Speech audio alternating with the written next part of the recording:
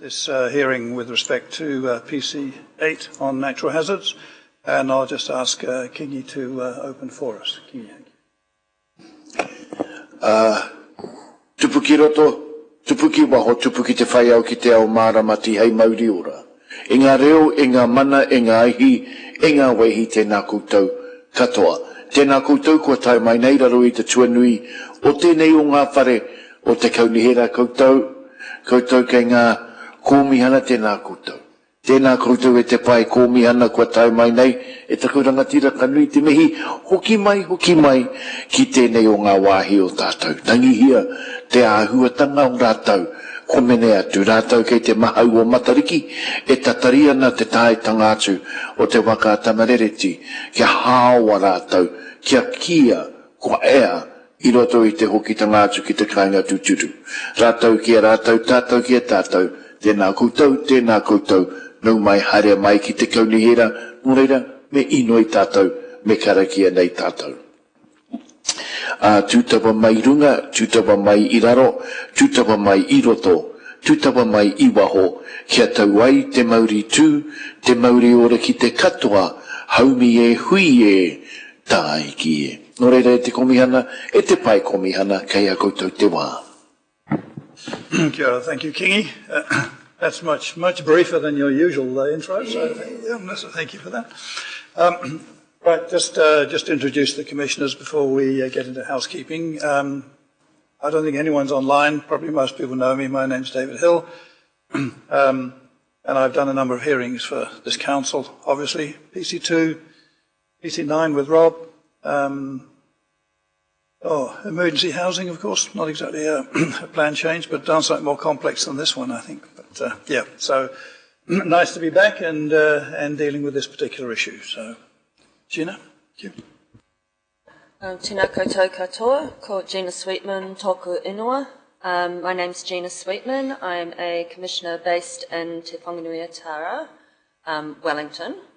I practice nationwide, however, and it's nice to be here for my first hearing in Rotorua. Along with being a commissioner, I work part-time at the Ministry for the Environment as a consultant chief advisor on the RM reforms. We're not going to talk about those today. But just a heads up that, you know, the RMA and the new ledge is something I'm very much living and breathing, including all the national policy statements and the like.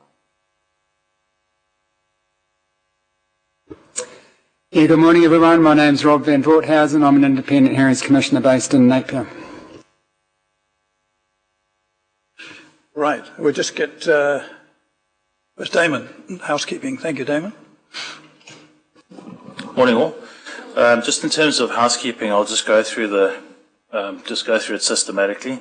Public toilets, halfway down this passage, if you head towards the lift, it's on your left-hand side. And then if you require water or, you know, I think there should be an urn with some coffee and paper cups. There's, you know, help yourself or some refreshments. Quite importantly, in case of emergency, you just file straight through these Galleria doors, and then immediately on your right-hand side there is a door with an emergency sort of fire hazard kind of emergency thing that you lift if you're the first person there. Otherwise, you just file through that door, and then you've got access straight onto the road. You cross the road, and there's tea rooms across the road, and that's where we normally gather if there's a fire drill. Just in terms of, so obviously live streamed from our Rotorua Lakes Council YouTube channel, if you wanted to access it that way. And then over the period of the hearing, there'll be some submitters, I think it's just 2, that are going to come in via Zoom, not Teams. And then we'll have staff at the door throughout the hearing, just managing the entrance, you know, in terms of submitters and anyone coming through these doors. So, you can just check in with them if you need to. And then, members of the public obviously welcome to attend and can sit in the chairs at the back. Break times, they're subject to change if, you know, the agenda changes, but we've got it down for a morning tea at 10:30 to 10:45. Lunch will be around 12 to 1 p.m. And then we break. Commissioners go on a site visit, but there will be some afternoon tea from 3 to 3:15 for the commissioners. And then Tuesday times, obviously subject to changes, slightly different in terms of the tea break time. It will be 10:45 to 11, and also change in times for the lunch break, 11:45 to 12:15. That's just in case you wanted to plan around that. Microphones, quite importantly, you'll see there's a green light on these mics, so keep those on, obviously, when you're talking. Quite importantly, when you're obviously not talking, switch that off. A red light will come on. If you leave it on, obviously there will be some feedback. So I guess that's the microphone etiquette. And that's all in terms of housekeeping. Okay, just one extra for me. Just a reminder to put your cell phones on flight mode or switch them off altogether, please. There are penalties for those who create a disturbance by their phones ringing. You immediately lose your case. It's quite simple, right? Okay. Yeah. I think most people here, they're not. Sorry, you people. I'm not sure whether you're council or whether you're submitters. Right. Okay. Well, let's do a quick round, and just so that we are familiar with who's here. So we'll start on our left. Thank you.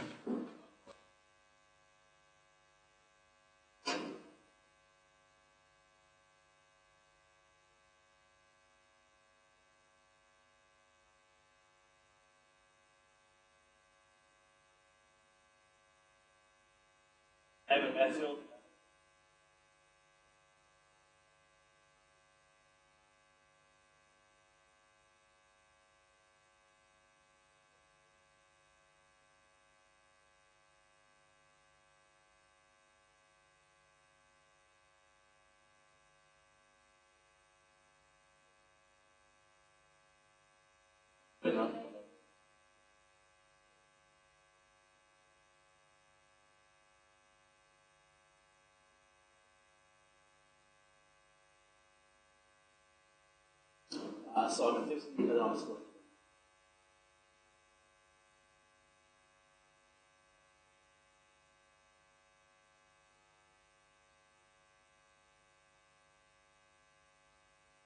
Kia ora, Jason.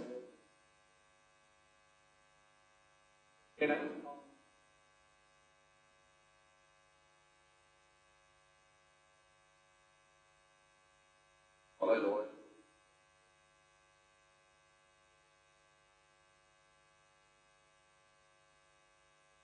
Rick Dunn, Government Support. All right, thank you, everybody. It's good to put faces to names. Even if we forget the names immediately, we won't forget the faces, so that's good. Right.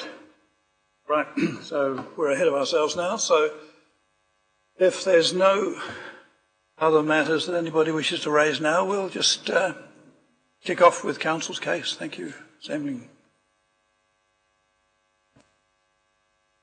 And let me just note, we have read everything, and that includes all submissions as well, if any of the submitters are online. I don't think there's any submitters online yet. So, yes, no one needs to read what they've presented. We just want overviews, thank you, and then we'll just get into questions. What I'm anticipating, well, not anticipating, what we'll do today is, I mean, we'll hear the case today, but we won't interrogate the provisions too deeply today.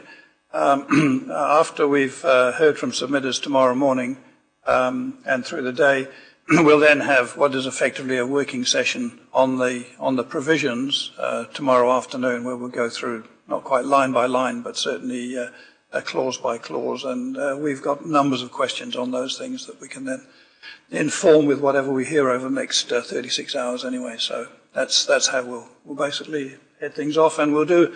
As Damon indicated, we'll do a site visit this afternoon, focused primarily on Lake Okaraka, I think, is really where we'll be focused. So that's just a heads up as to how we proceed. So, Demling, thank you.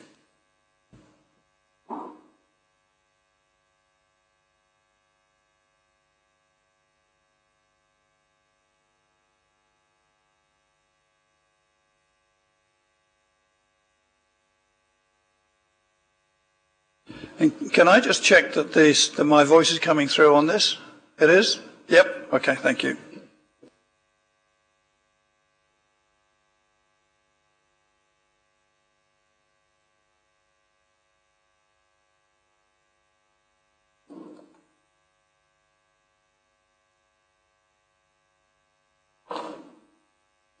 Although I do note, if that's what anyone coming in is seeing, then it's not focused on the desk of the presenter, is it? Do we have? Does the camera rove to the voice, or does it have to be manual? Well, I guess at the moment no one's online, so it doesn't really matter. But just to be mindful that if somebody does come online, then we might want to switch presentation positions because otherwise they can't see the person presenting. Yep. All right. Thank you. Good morning. My name is Wendy Embling and I'm Legal Counsel for the Council. I do have some brief high-level legal submissions which I will take you through relatively briefly. The two reporting officers for Council, Kim Smith and Simon Thurston, have prepared a presentation which will provide an overview of the plan change for you. And that is as at today, so that will include the proposal, the key submissions and their recommendations in response to those submissions. So we'll bring us all up to date, and for that reason I won't go into the technical matters in the plan change. We also have Greg Bennett here who will provide a demonstration of Guys of You, and you may have had a chance to have a bit of a play around on that yourselves, but you'll have an opportunity to ask him questions and to see how that works in practice. We also have, of course, our technical experts here who have all circulated their evidence and have been involved in forming the plan change throughout. Thanks. We're not anticipating a lot of technical disagreements. There's a large degree of consensus on those matters that you will no doubt have appreciated from the evidence. And in our view, the issues for the panel are largely related to what the appropriate planning response is to that technical evidence. So I'll just take you to my submissions.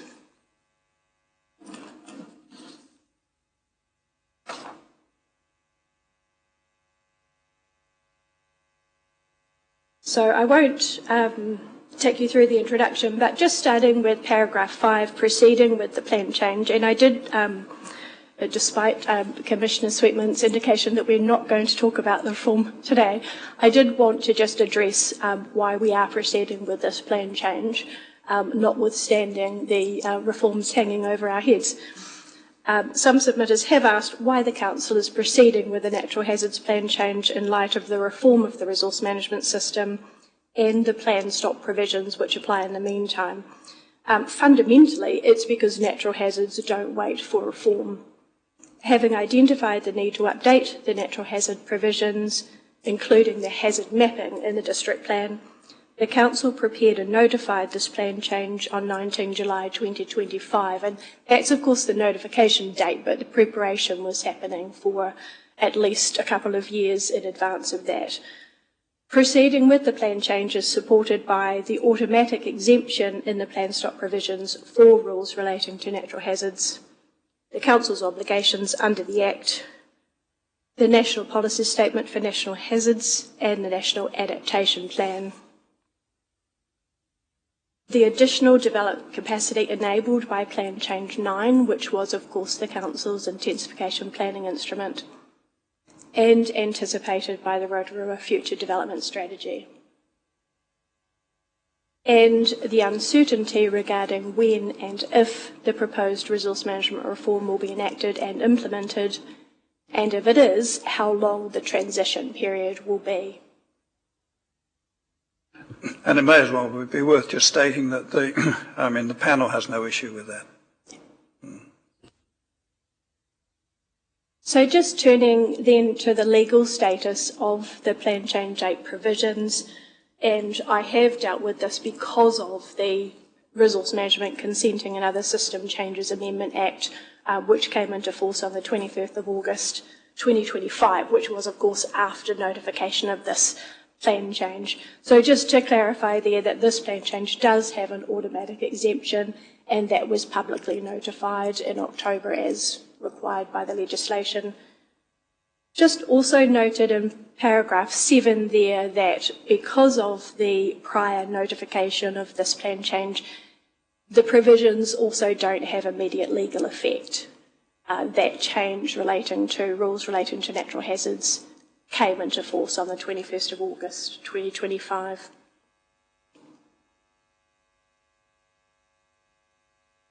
So turning then to evaluation of Plan Change 8 under the Act, I've set out there the usual approach to plan changes, and in paragraph 10 I've just drawn your attention to the key provisions. Sorry, can I just occurred to me reading your 8 again. Yep. Can I just clarify our delegation? Does our delegation include decisions on this, or is it a recommendation? I'm not sure I've seen the actual delegation. My understanding is that Decision? you are Yep. delegated authority to decide. Thank you. Yes, and as I've noted, the provisions will have legal effect following decisions in the usual way.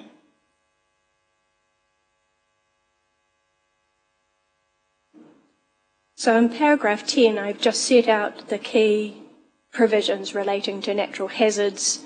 One is, of course, the Council's function of control of the actual or potential effects of the use, development or protection of land, including for the purpose of the avoidance or mitigation of natural hazards. And just noting that that provision doesn't actually say significant natural hazards, it says natural hazards.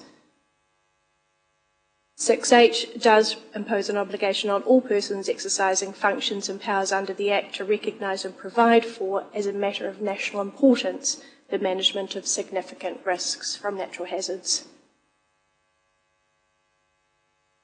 In section 7I, the obligation to have particular regard to the effects of climate change. And just, I mean, I know I said we weren't going to provisions, but just, is your characterisation of 10A there, which is accurate, of course, is that the reason why a number of the provisions only talk about avoidance or mitigation and don't include remediation? Is that the reason for that? If not, we'll address that tomorrow, but a number of the provisions in actual, for at least one in particular, leaves out remedy as an option. So just let me put that on the table now. Thank you. Thanks.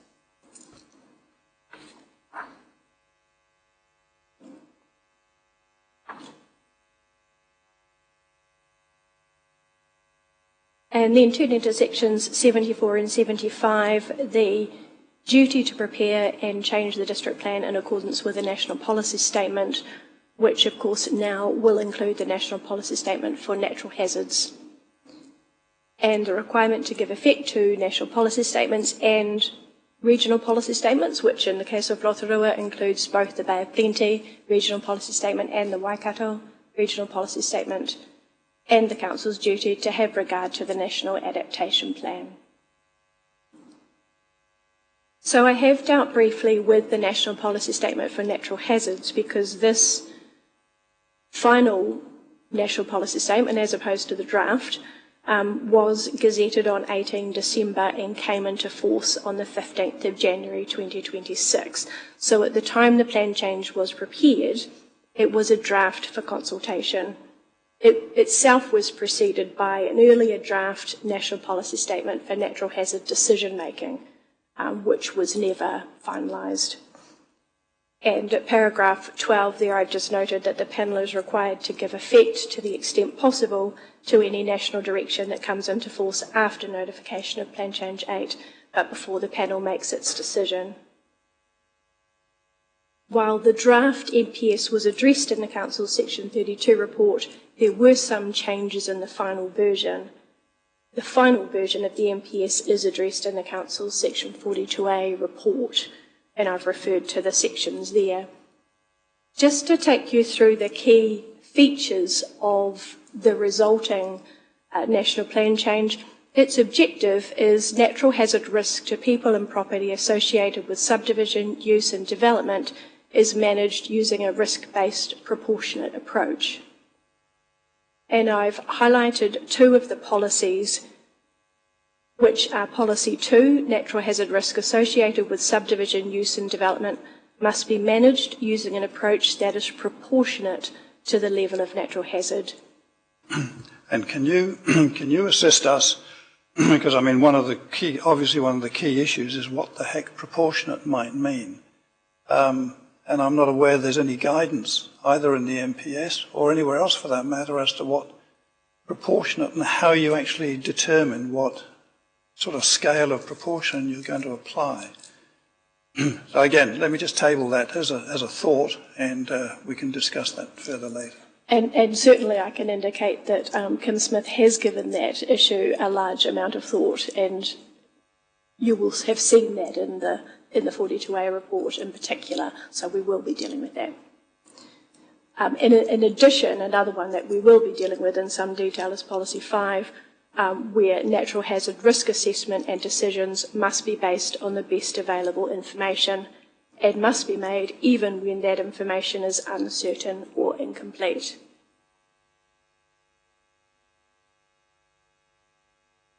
Now, I have just recorded another couple of matters which are quite important to implementation of the MPS.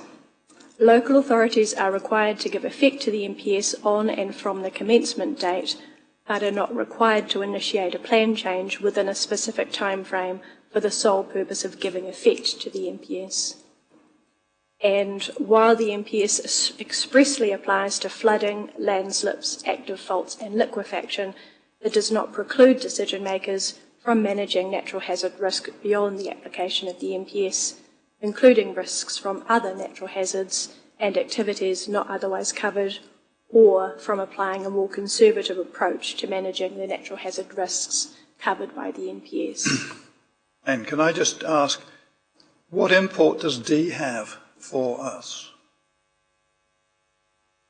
I mean, you're drawing attention to it, and I just wonder why you're drawing attention to it. I mean, because PC8 sort of is a straddle in terms of that particular provision.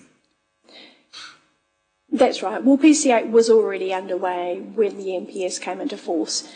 Essentially, it's acknowledging that the MPS itself doesn't have the timing provisions that we would normally expect to see in an MPS, largely because of the impending resource management reform. So if councils are in the process of a plan change, they are required to give effect to it, but they're not required to commence a plan change. So we won't see a whole flurry of natural hazards plan changes. I guess what I was really trying to elicit is it council's position that PC8 in actual fact satisfies everything that the MPS NH requires, or it doesn't, but it's sufficiently on board at this point in time? I mean, the matrix, for example, is sort of there, but it's not analytically there. But does that matter? That's an interesting point, and I have in my next paragraph gone a little way to try and explain what the NPS is seeking to do in this interim stage before reform, and the way that the plan change is endeavouring to be consistent with it. But the first point is that the resulting MPS is actually quite high level. It didn't go as far as it could have in terms of the level of detail, and that's acknowledged in a regulatory impact statement. And in paragraph 15, I've referred to just one of a number of comments which reveals that officials have been directed by ministers to consider options that focus on policy outcomes that have an immediate effect on resource consenting, minimise implementation burden on councils, and are well aligned with future reforms of the RM system. This has resulted in the exclusion of options which would require amending or changing an existing plan to have an impact, or options that would require widespread additional information gathering or mapping. So we see this as a high-level national policy statement. There are differences, and those are highlighted in the Section 42A report, between the approach in the national policy statement and the approach that we already have in our two regional policy statements. But the risk-based proportionate approach that we have taken in Plan Change 8 we consider is broadly consistent with all of those documents. In paragraph 16, I've pulled through one of the summaries in the Section 42A report, which endeavours to express how those documents all fit together. But there is a much broader section in the Section 42A going through that. And it is a challenge. We already have 2 regional policy statements to deal with which don't take the same approach. And of course now that MPS sitting over the top. But in our submission, they are broadly consistent. And I've just noted at paragraph 17 that the Bay of Plenty Regional Council, in their evidence that they've circulated, agree that the risk-based approach to managing natural hazards in Plan Change 8 aligns with the higher level direction in the regional policy statement and the MPS.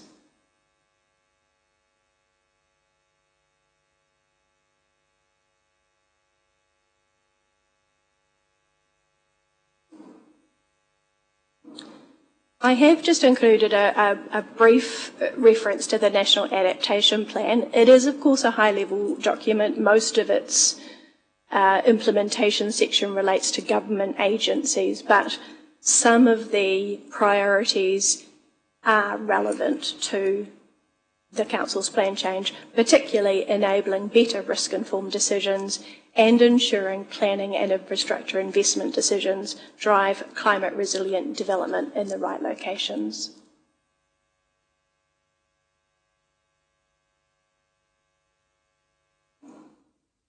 So turning to the issues raised in submissions, notification of Plan Change 8 attracted 58 submissions and 13 further submissions, and of those, 5 submitters circulated expert evidence with 1 later rebuttal statement, and 12, in fact it might be 11 now, submitters are proposing to address their submissions at this hearing.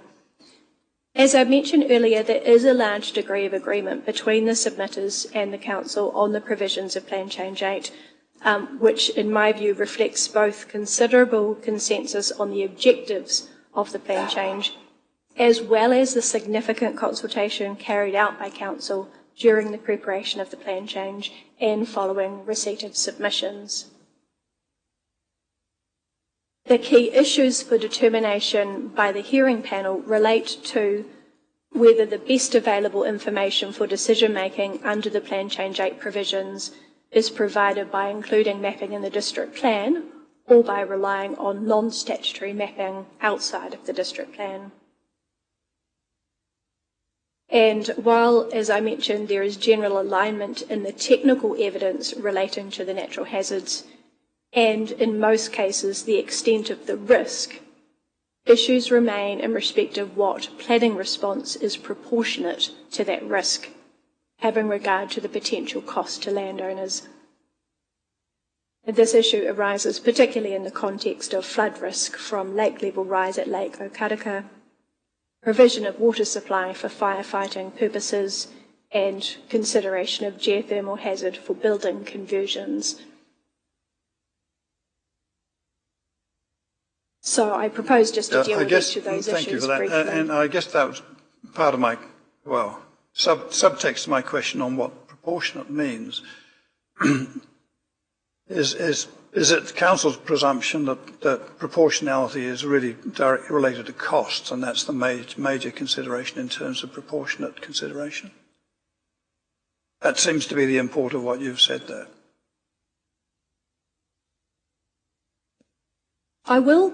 I have addressed this a little in a bit more detail further in my submissions, which I'll come to. But cost is one of the factors, certainly, and that's imported through the Section 32 analysis too. But of course, the extent of the risk and the consequences are all factors that go into what planning response is going to be proportionate to those. And those are dealt with in detail in the different hazard contexts that have been considered in both the 32 and the 42A reports.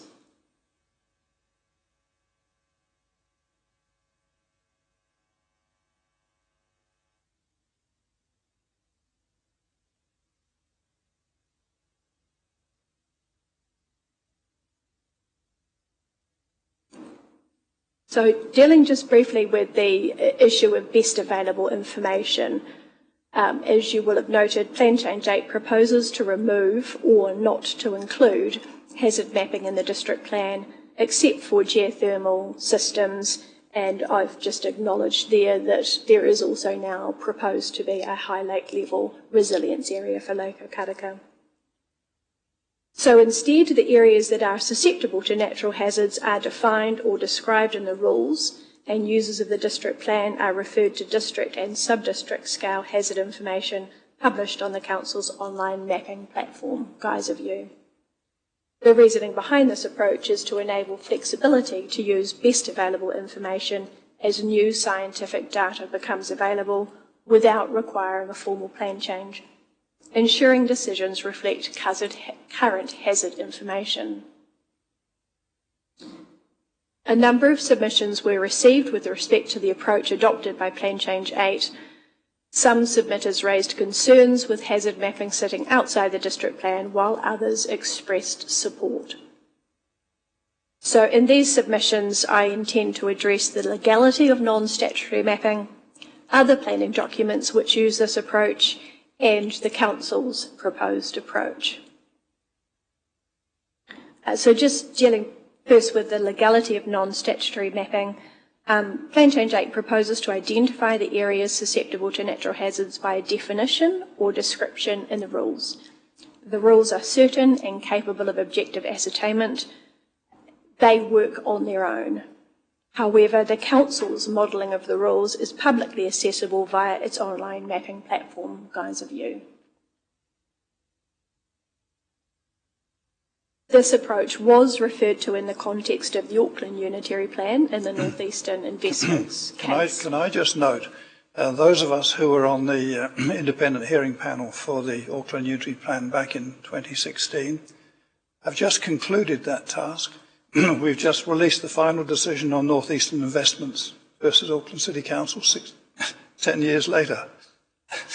Yes. These things take a while. It reminds other of us of Plan Change 1, which I think similarly was notified in 2016. I'm going to refer you to some other cases that you'll also be familiar with, because the Court's approval of that approach is also reflected in consent orders which confirm the use of non-statutory mapping layers, most recently, of course, in Blue Haven Management Limited and Tauranga City Council, which confirmed the introduction of new flood hazard areas into the Tauranga District Plan by the use of definitions rather than maps, with a process for updating hazard information outside of the district plan, and that was, of course, Plan Change 27. We had all been hopeful that that matter would go to hearing and we would have a robust and clear decision from the Environment Court confirming the approach, but it was, of course, settled. So we have a consent order. And I've referred to another one in the context of the proposed Waikato District Plan, which similarly, by consent order, approved non-statutory mapping. And on that basis, we submit that that is a legal and virus approach. We did have a submission by the Rotorua Planning Consultants Group claiming that no other authorities within New Zealand adopt that approach to hazard mapping. But of course the hearing panel will be familiar with a number of plan changes, particularly in recent years, which have moved to non-statutory mapping. And those include, of course, Plan Change 27 to the Tauranga District Plan, more recently Plan Change 14 to the Hamilton City Plan, and Plan Change 120 to the Auckland Unitary Plan, which has been recently notified. So we can't place too much weight on Plan Change 120 at this stage, can we? Probably not. Are you aware, Ms. Embling, of councils who've taken other approaches to keep hazards in their plans? And have you examined those? There are some councils that have recently notified plan reviews or plan changes and have retained mapping in the plans. In many of those cases, it's because the regional policy statement gives a clear direction to them that that's the way that hazard mapping should be carried out, and one example of that is in the Northland Regional Policy Statement, where some of those councils have... I actually did the hearing on whangarei's natural hazard, and you're quite correct. There's a very specific direction within the Northland Regional Policy Statement for that to happen, and we couldn't get around that. And similarly, the Kaipara District have recently notified a proposed district plan and taken the same route for the same reason.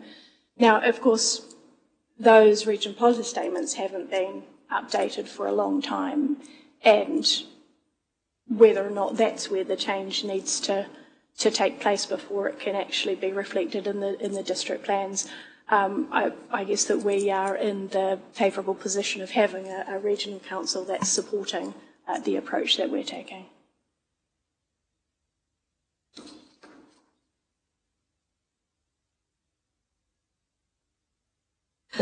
Just to note some others, Waimakariri District Plan and the Rotorua City District Plan have mapped hazards as well. So Council may want to have a quick look at those and the direction in the RPS above those as well. I accept there are plans that go either way at this stage, and I also acknowledge that there are good reasons both for and against non-statutory mapping. It is interesting that the National Policy Statement so recently issued does not make any provision relating to mapping or not mapping, so was obviously not prepared to make a call on that. And it will be interesting to see what the non-mentionable reform will actually include direction to map or otherwise. The next section of my submissions, paragraph 31, is really, in my view, the key to why non-statutory mapping is the best approach. And this, what I've said in that paragraph is the information available about hazards has improved dramatically with the development of modelling software and computing technology, and now allows the creation of models and the information they generate to be made more readily available via GIS. Now that's actually the wording from Paula Meredith's evidence, but what I suggest is that in fact the information that we have, the way that it can be accessed and the speed at which it is updated and is exponentially greater than what we had only a couple of decades ago. So why would we choose to go through a lengthy plan change process to embed hazard maps that are probably going to be out of date by the time you've finished your Schedule 1 process? And that's talking to now too. We don't know what changes or improvements or both in terms of accessibility and information will become available in the next 5 years. I guess the short point is that you're indicating that in actual fact there is a discretion here as to which way you go, and Council has chosen one way and other councils may choose a different way. That's exactly right. And at the present point, we don't have any indication from the higher level documents as to which way we're required to go. That just brings me on to my paragraph 32. Council officers will provide a demonstration of the Council's online mapping platform, Guise of View. Key features of the platform include the incorporation of the latest version of a large number of hazard models which have been prepared by or on behalf of the Council or the Regional Council. And I do refer you to the table in Table 261 of the Section 42A report, which is a really helpful list of all of the different hazard information that the Council has available and whether or not those are accessible on Guise of View. The platform is publicly accessible via Council's website and can be viewed at a district, sub-district or site-specific level. Significant changes to the online mapping are notified to affected landowners and site-specific complaints about the hazard mapping are uncommon, these are investigated and a response provided. And I've just noted there that the Council has successfully implemented this approach in respect of flood hazard since Plan Change 9 became operative, and Paula Meredith will be able to answer any questions about that.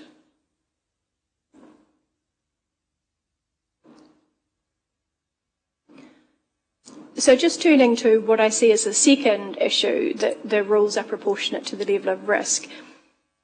The Council's Section 32 report reveals a significant amount of collation and analysis of technical information regarding the natural hazards and the extent of risk. The technical evidence that has been provided by submitters is limited and largely supports the Council's information. However, as I've alluded, the issue for the hearing panel is what objectives, policies and rules will enable natural hazard risk associated with subdivision use and development to be managed using an approach that is proportionate to the level of natural hazard risk. And in my submission, that proportionate assessment is also reflected in Section 32 of the Act, which requires the Council to consider the costs and benefits of each option. This assessment is particularly challenging where the costs may be experienced now, but the benefit of resilience to natural hazards is not readily quantified and may not be experienced until well into the future.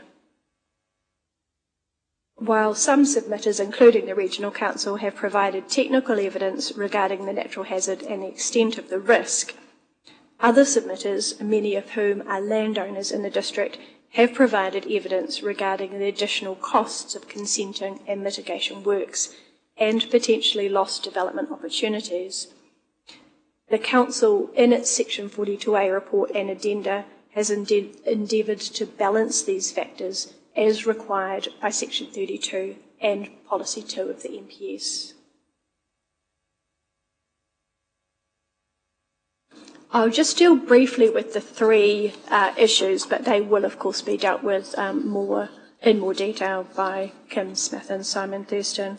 So just turning first to Lake Okarika, the objectives, policies and rules relating to flood hazard relate to all forms of flood hazard, so pluvial, fluvial and lake level rise. In general, we accept that there are benefits to applying a consistent approach to the definition of flood hazard across the district, including the Lakes A zone. However, a number of landowners at Lake Okarika have made submissions which highlight that recent infrastructure works carried out by the Regional Council mean that the 2022 Lakes Design Levels Report may no longer be the best available information, may make the costs of redevelopment of their properties disproportionate to the current level of risk, and may have potential implications for insurance of property values. In response, the Council's Section 42A report considers that a different approach may be appropriate for Lake Okarika, given that the recent infrastructure works carried out by the Regional Council will not be reflected in the Lakes Design Levels report until it is next reviewed. And as a result of those works, the flood risk at Lake Okarika is dependent on careful management of the lake level by the Regional Council, placing the Lake Okarika settlement in the category of a defended area. The Section 42A report therefore proposes a bespoke planning framework for Lake Okarika, which provides a more permissive planning pathway for additions, alterations and redevelopment of existing dwellings, while discouraging the development of new dwellings within what is being named the high lake level resilience area. Can you just explain where the concept of defended area comes from? Or is that just a characterisation that you've added in there? It is. It's what we're trying to describe is that the lake settlement is in a different category, because while it may have previously been caught by the same district-wide flood hazard rules, we acknowledge that there have been works carried out by the Regional Council on the outlet in recent years, which aren't yet reflected in the modelling, but despite those works, there is still a residual risk.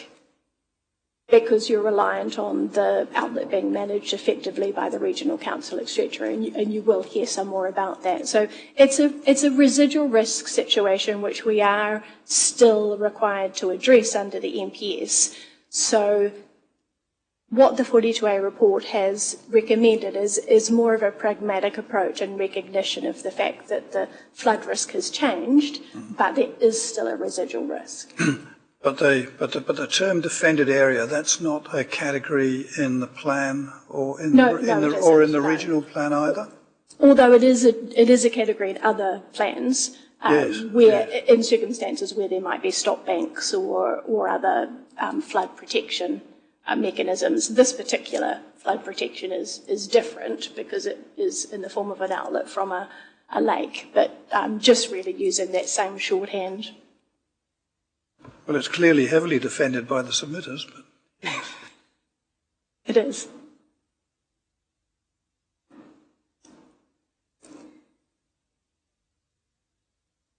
So just to conclude on the matter of Lake Okatika, while the evidence for the Regional Council requests the same district-wide rules for Lake Okatika, having considered the submissions from the local community, the Council considers that a bespoke approach provides a proportionate response in the context of, and maybe a managed lake is better terminology than a defended area. I just did want to note there that is a proposal that's been put forward in the 42A report.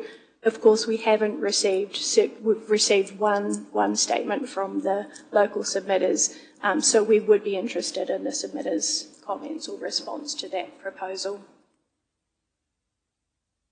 There's also the legal submissions that have been received from the Regional Council, which address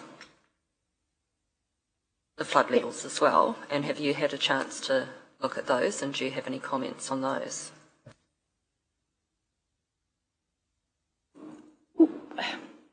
As I've acknowledged, we don't have any real difficulty with the concept that the same approach should apply across the whole district, and that was in the notified plan change. So I don't think there's any technical issues between the councils in that respect. What the District Council has done is endeavoured to carry out a Section 32 analysis to actually consider whether or not, in the particular context of Lake Okatika, that is fair and proportionate in response to the local submissions. In my submission, the District Council is the only party that has carried out that Section 32 analysis. We have the Regional Council providing the technical information about the hazard on the one hand, and the landowners providing the cost and other implications on the other hand. It's the District Council that has endeavoured to balance those factors and propose what might be a more pragmatic way through. But we're interested, obviously, we're interested in other comments on that proposal, which has come out through the 42A report. Yes, because I think the technicians really have come down on neither side, have they? They've said, well, it could go either way. Absolutely, yeah. Yeah.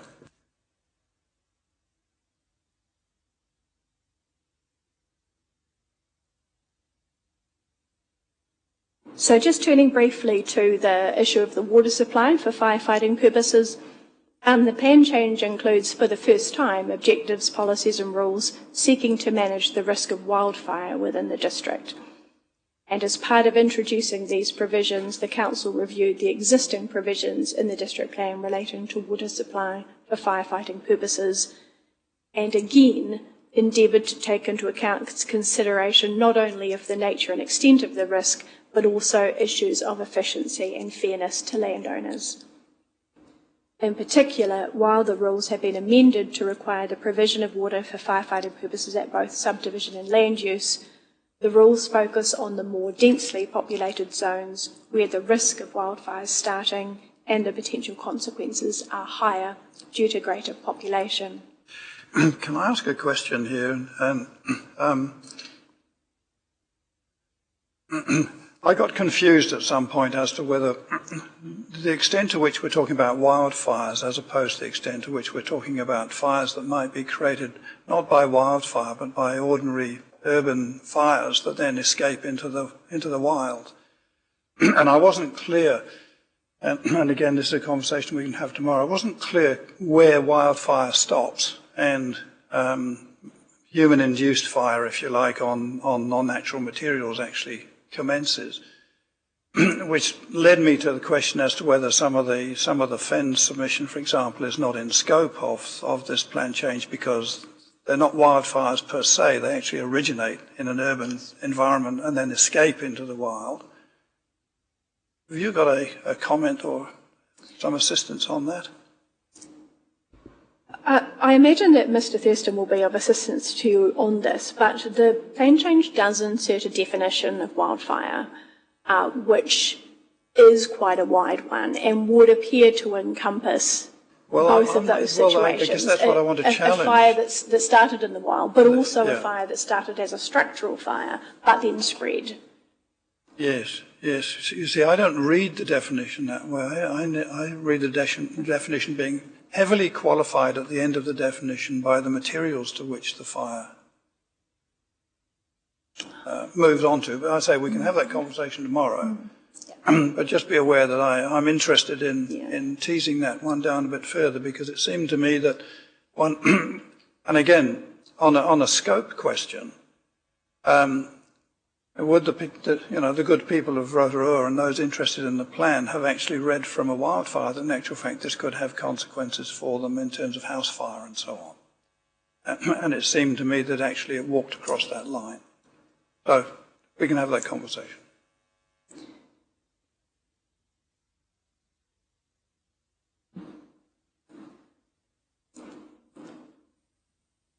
Yes.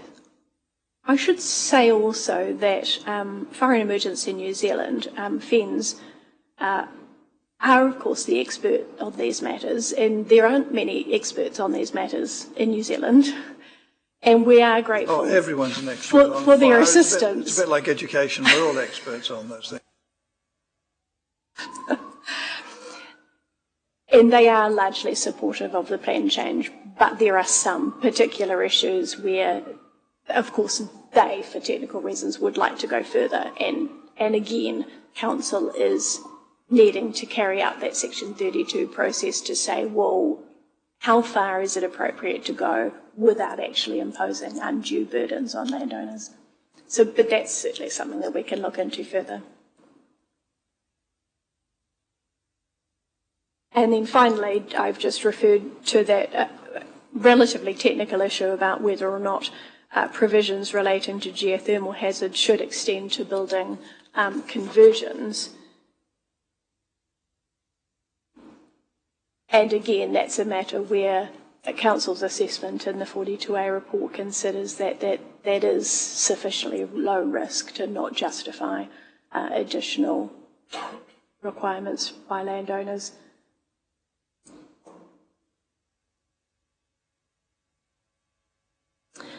Finally, I've just set out the evidence that we're going to call, and I will, in fact, I've made a bit of a change from that. We do plan to start with Greg Bennett, who will take you through the geyser view, and that's simply because it's easier while the equipment's set up to do that first.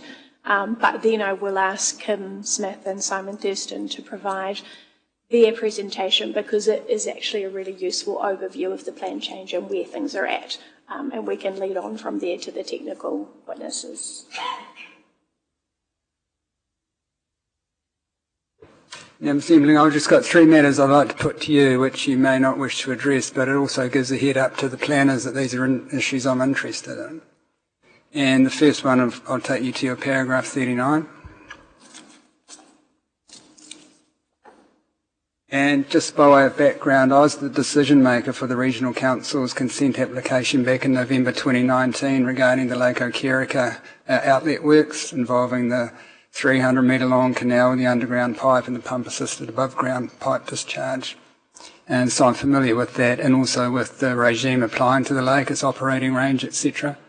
Just to the regional council folk, I'm interested in hearing about where you've got to with your lake management plan, which was a requirement of that consent and design that was to guide the regional council's actions in keeping the lake within its operating range of 353.5 to 353.9. So I just want to hear from the regional council where that's up to.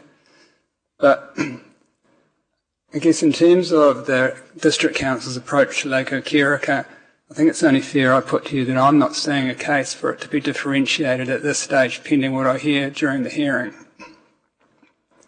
I mean, the main argument seems to be that Lake Okirika has a managed outlet. Lake Rotorua has a managed outlet. It's managed by the Weir and the Ohau Channel, which last time I looked at that had stop logs in it that could control the lake level.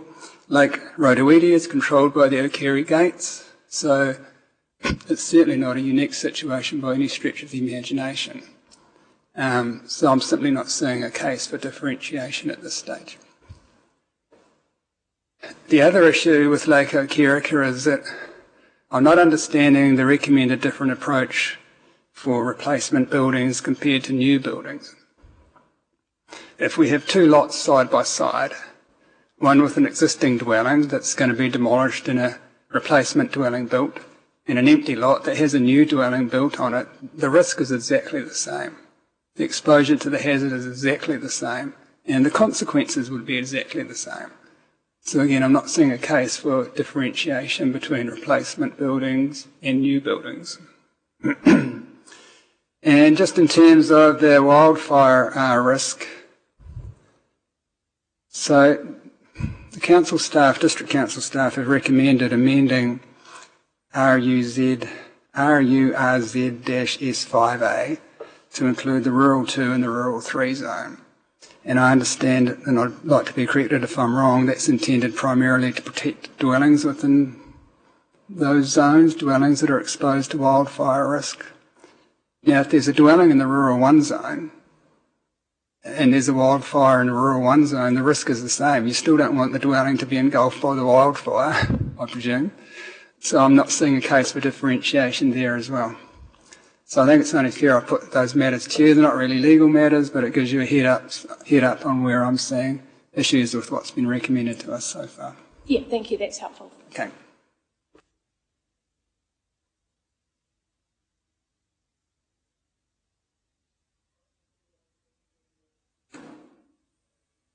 Yep. Just as a sort of an offline comment,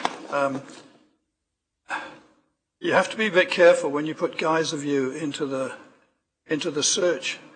You get some very strange things that come up if you're not careful. I was misled when I first put it into the search engine. Yes. Yes, right.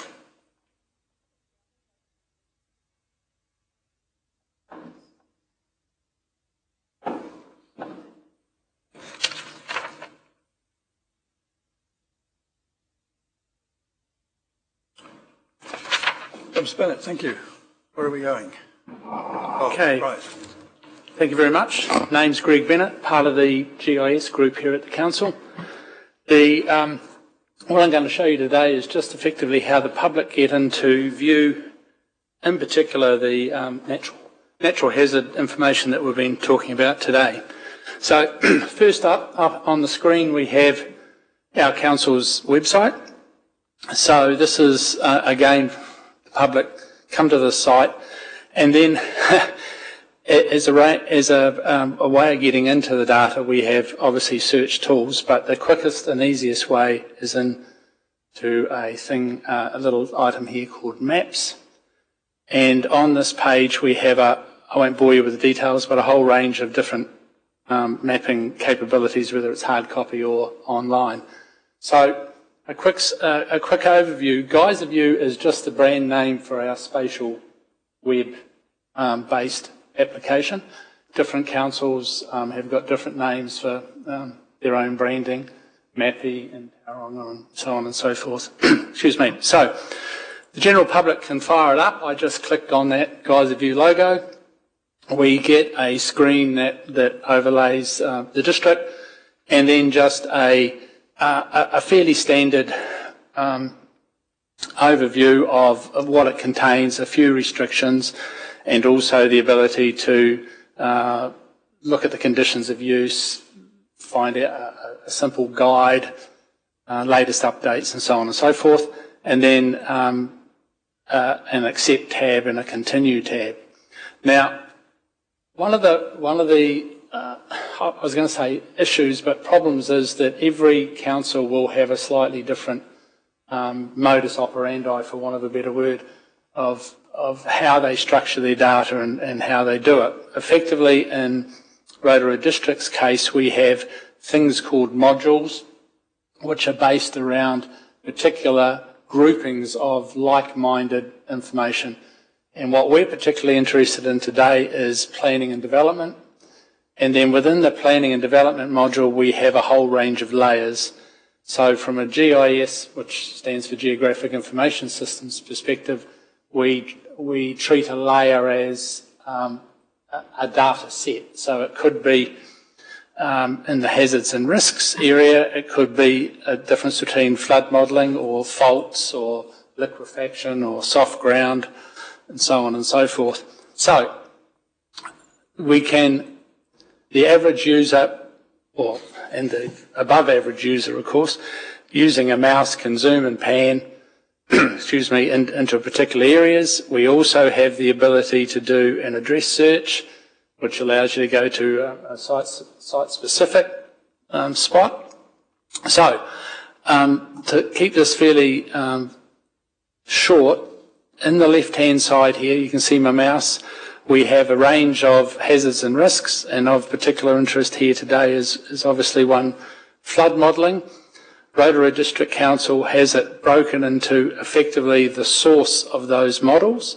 So in this particular case, we have some models and lake flood levels that have been derived from work that the Bay of Plenty Regional Council has done. And then if I just click below that, we have a range of data sets from Rotorua. So if I just, for argument's sake, zoom into, this is sort of the main part of town. We're sitting, you can see my mouse in the bottom right corner there. If I turn on, or the user can turn on, for instance, Western Flood Model, and we have two data sets in there, one showing the current climate and one based on the 2130 model. And those can be turned on and off at will. So, for instance, if we want to do our current climate, we can turn that on and we get blue shading. We can, down on the left-hand side here, I can just dumb down the imagery so we can see the extent. And obviously we can turn many of these data sets on and off. Obviously you're not going to want to turn more than one on at a time because they generally will crowd out what is underneath it. Okay, and then from that, for instance, we could go in somewhere, for instance in this property, and as far as output goes, we have the ability up in the top left here, we have an export capability, we have a print capability, so we can type in something like test, we can then hit go, this is a real simple one, and from that we get an output, and then we also have a legend based on that. The long-term goal from us, from a GIS perspective in the council here, is to make the actual data available from what we see on the screen at the moment. The public is only able to get a hard copy set. We can make available on an individual basis the actual raster and vector data sets that make that up. You may have just noticed that the flooding is quite linear. That is because the data is derived from a raster data set. Raster is basically a little bit like your photo that you take in your camera. It's made up of a whole lot of pixels. Each one of those pixels is square, and this is reflected in these data sets here. What's the minimum pixel size? What's it kind of? These are 1 metre. Yep. So if I can digress slightly, the interesting thing here is that the models that we're creating or are being created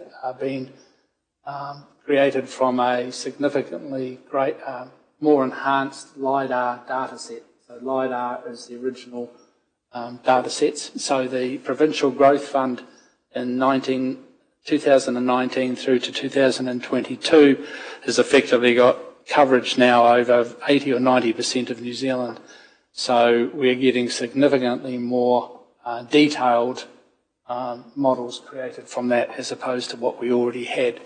Now, if I could just digress slightly, if I just turn that off for a second, the other data sets that we've gotten that are available to the public, things like soft ground. You can see my mouse over the left-hand side of the page. We've suffixed any data set that we have in here with DP, meaning that it's in our district plan hard copy at the moment, and these other data sets are not. So, in summary, then, unless you want me to show you anything else, the public can access the data that we've got available here. The cool thing, or the one of the advantages of what you see here with a web-based system is that we can update on demand. So if we get a new data set, then within possibly 3 to 4 weeks, we can get it in here. The reason it takes that so long is that our data is sourced in our internal GIS system. So it lives there, and then we make it available through this web-based app. Can you just show us the fault rupture and talk that one through? Because obviously a number of submitters have expressed concern about the reliability of the fault rupture, a hazard area. Okay, two things with the faults. So I've gone to the left-hand side again. We have a faults layer. This is a little bit bad timing in the sense that we have a new flood data set which we are going to be rolling out in Geyser View very shortly. So this is the district plan version, fault avoidance zone, FAZ as we call them, and the active faults as well. So we have an updated data set. We are implementing it over the next couple of weeks, so hopefully by the end of the month we will have the latest fault data sets available, again highlighting the advantage of being able to respond reasonably quickly to changes in data sets. Sorry, yep. Sorry, can you just turn the active fault layer off? So that's the likely, possible, probable, whichever term is used, is it? Showing there now? Yes, so what we're seeing is we're not actually looking at the fault line per se, we're looking at the FAZ, the fault avoidance zone, which has been calculated based on a variety of criteria. One of the criteria is the accuracy of the original fault line.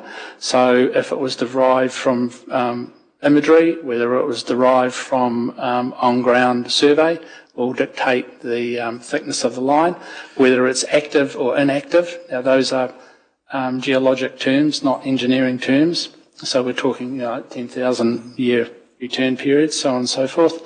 So the width of that line is a culmination of all those potential criteria. Sorry, so each one of those, the breadth of each one of those has been calculated, technically calculated.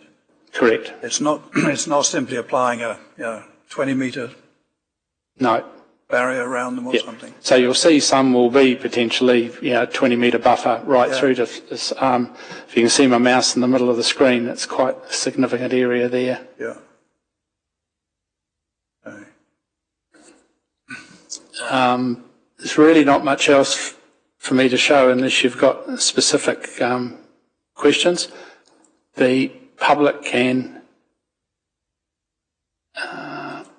access a whole range of other data as well, but obviously the fault avoidance, liquefaction, soft ground, all that sort of stuff is available.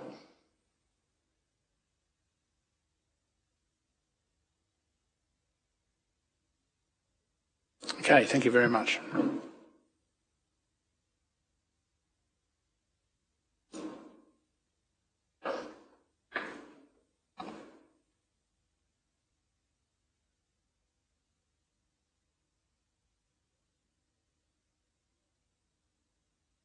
All right, let's take a morning break. 15 minutes, shall we say? Yeah. What's that? Back at 5:02. Thank you.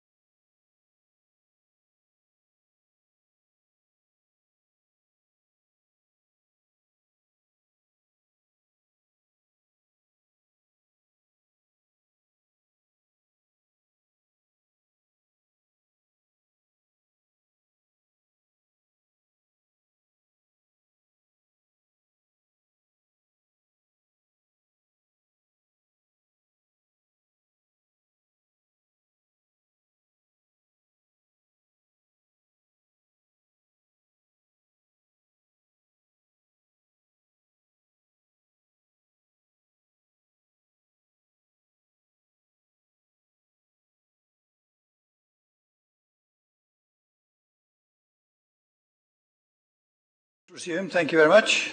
And it's the 42A team to talk to us. Mr. Thurston, you're doing first, are you? Yeah, I'll kick us off. Thanks, everybody, and good morning. So Kim and I will just give a high level, well, not high level, I will give an overview of Plan Change 8 in its entirety. And we'll share, obviously, the slides throughout. So just in terms of the scope of Plan Change 8, what was considered in scope was obviously strategic objectives for all natural hazards, and also policies and rules for specific hazards, including flooding, wildfire, fault rupture, land stability, and geothermal hazards. What was considered out of scope as part of this plan change was volcanic hazards, and then specific related issues, including stormwater management, vegetation clearance rules, hazardous substances, and dam safety. I do speak fast, so please tell me if I'm going too fast. Just very briefly, why were volcanic hazards ruled out of consideration? So what it says in the Section 32 report is that we felt that the level of technical information wasn't there yet to support us. So just turning to the first issue, that of hazard mapping, which we've spoken about earlier today. So the key proposal that was notified for submissions was that most hazard mapping should not be in the district plan, except for the geothermal systems. Key submitted concerns included natural justice and also the ability to challenge any updates. And also noting that there has not been enough focus of the Waikato region. Our recommended response to submissions was to retain the approach notified, i.e. most hazard mapping should not be in the district plan, except the geothermal systems. And we also recommended the new Lake Okaraka resilience area.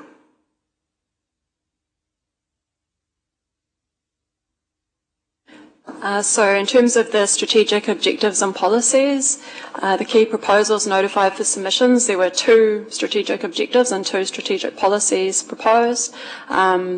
Essentially, the objectives focus on acceptable risk and resilience to climate change, and the policies focus on how to assess acceptable risk and also protecting the natural systems and features that are important for providing protection against natural hazards. The key submitter concerns were around the definition of acceptable risk, whether it was sufficiently certain, should there be tiered risk levels. For example, Kainga Ora made that point. Should there be inclusion to adaptation planning? That's something that the Waikato Regional Council was supporting, still supports, and how and if cultural values should be considered when assessing risks. So there were quite a lot of submission points on that. Our recommended response to submissions is to retain the approach notified, the basic framework of objectives and policies, but with some wording changes relating to the adaptation language, but only in relation to the objective, not in relation to the policy. Allowance for mātauranga Māori as part of the information, and also some tweaking of the wording relating to the cultural values point in the assessment of risk. And the reason for not taking adaptation into the policies was what? I have quite a long explanation.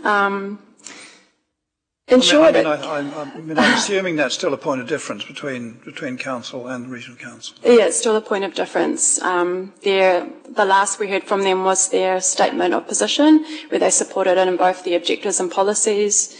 We then released the addendum where we've recommended to include it in the objective but not in the policy. Just to want the explanation of why. I can't remember what your explanation was, so just in a nutshell. In a nutshell, it's because I think it can be misleading at the policy level. At the level of objectives, it's what we understand from what they were seeking is that they're looking for a change in approach in terms of that rules need to recognise and encourage development patterns to change and to adapt, in other words, to climate change. And in that sense, we accepted it. But in terms of promoting it at the policy level, we felt that it might instead encourage people to put off, in essence, the actual mitigation rather than address it as part of. I mean, you can talk to this now or tomorrow, but if you have the concept in the objective, but you have no policy or rules that hang off that, what's the point of having it in the objective?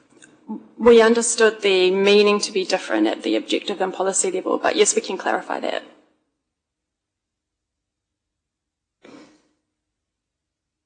The key proposals notified for flooding were to retain the existing risk-based framework introduced in the earlier Plan Change 9, which provides basically a two-pronged approach where buildings that are in the sort of, it's not design level, but the reference flood of a 1% AEP event with climate change, if they have lower flood depths in that location, then only minimum floor levels are required, whereas if the depths are higher, then a risk assessment is required. So we're proposing to retain that approach, but also extend it to the Lakes A zone. There was also new rules and performance standard proposed relating to overland flow paths and protecting neighbours from changes in those. Also proposing to extend that to the Lakes A settlements. Those new rules were only proposed for notification at the notification stage in relation to urban zones and the Lakes A settlements. It was also proposed to extend matters of discretion in relation to rules that already apply for buildings and structures next to streams to include natural hazards as a matter of discretion. And just picking up on the 300 mil threshold, other councils have actually used both depth and velocity in terms of that. You decided not to use velocity and look at velocity? Yes, at the point that we are with our hazard mapping and the outputs that we have from our hazard maps, there's a depth approach is something that we can implement. And that was covered in the evidence of Mark Pennington in relation to Plan Change 9, and we did clarify that in consultation with the Waikato Regional Council.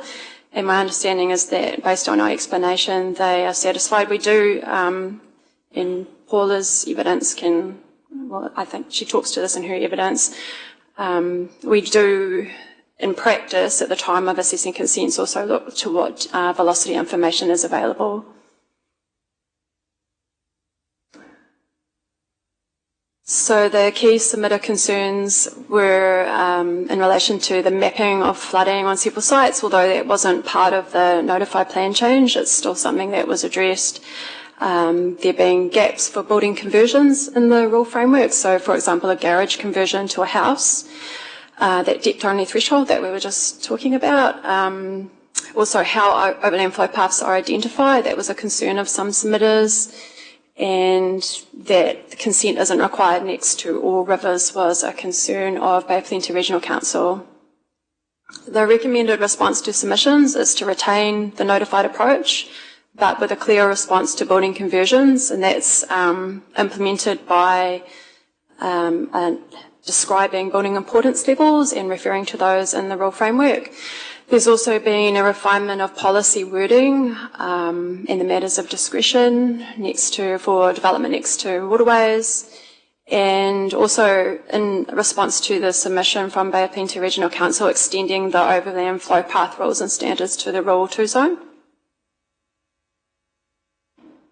So I have a specific slide for Lake Hokareka. So the proposals for that area were the same as for other areas subject to lake flooding, which are to extend the rule framework that was already developed in the earlier plan change to that area. The key submitter concerns were around the information that supports the implementation of that rule, which is the report from the Bay of Plenty Regional Council that identifies design flood levels for lakes, and concern that that report does not account for outlet upgrade because it's based on historic data, and also opposition to imposing rules at that lake in relation to flooding.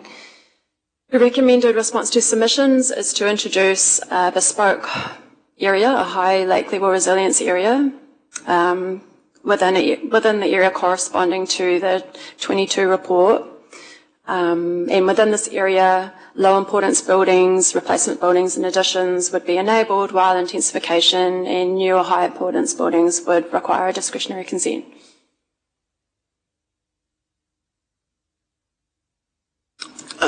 Turning now to wildfire.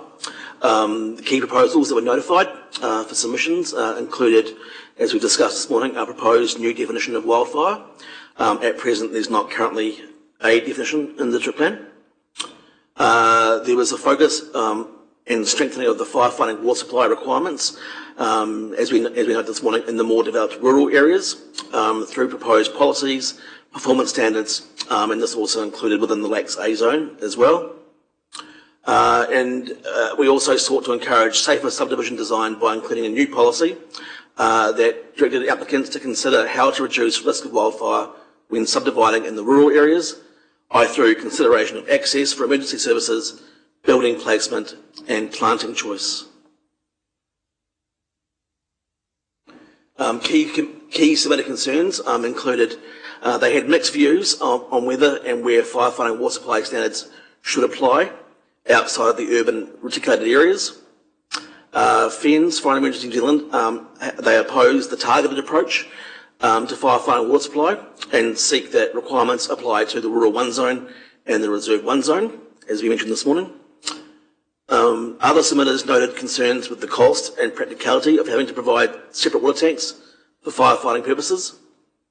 And also a number of submitters questioned as to whether other forms of water storage could be considered, i.e., for example, nearby lakes and swimming pools, instead of having dedicated tanks. And there was also a concern that not all buildings are subject to the firefighting water supply requirements. For example, buildings associated with agricultural production, and that was a concern of the Fire and Emergency New Zealand. So our recommended response to submissions: accept the new definition of wildfire as proposed with small amendments, which was requested by FENS. Retain the proposed targeted application of firefighting water supply requirements to those more densely populated rural areas, i.e. Lakes A settlement and Rural 2 and 3 zone. And then there was also a small number of minor refinements to the proposed subdivision policy.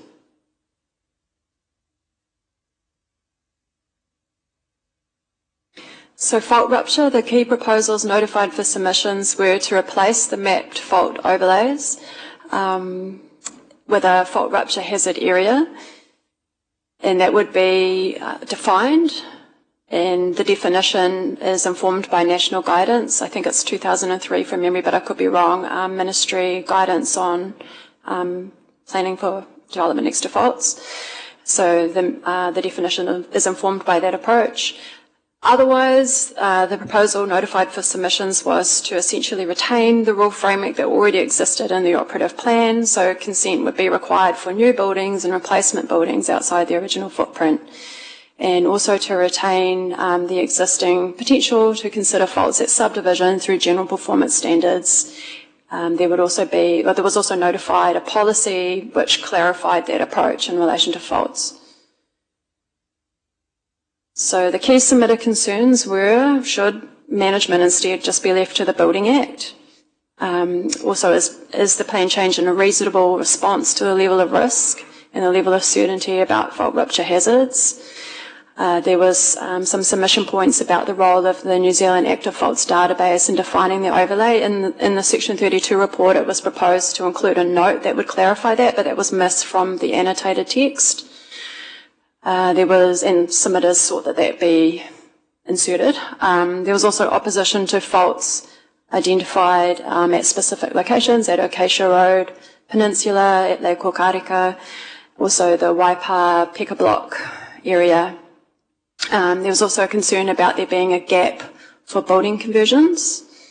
So the recommended response to submissions is to adopt the approach notified, which is a defined overlay instead of hazard maps, but clarify the role of the New Zealand Active Faults database as it was talked about in the Section 32 but not included in the annotated text.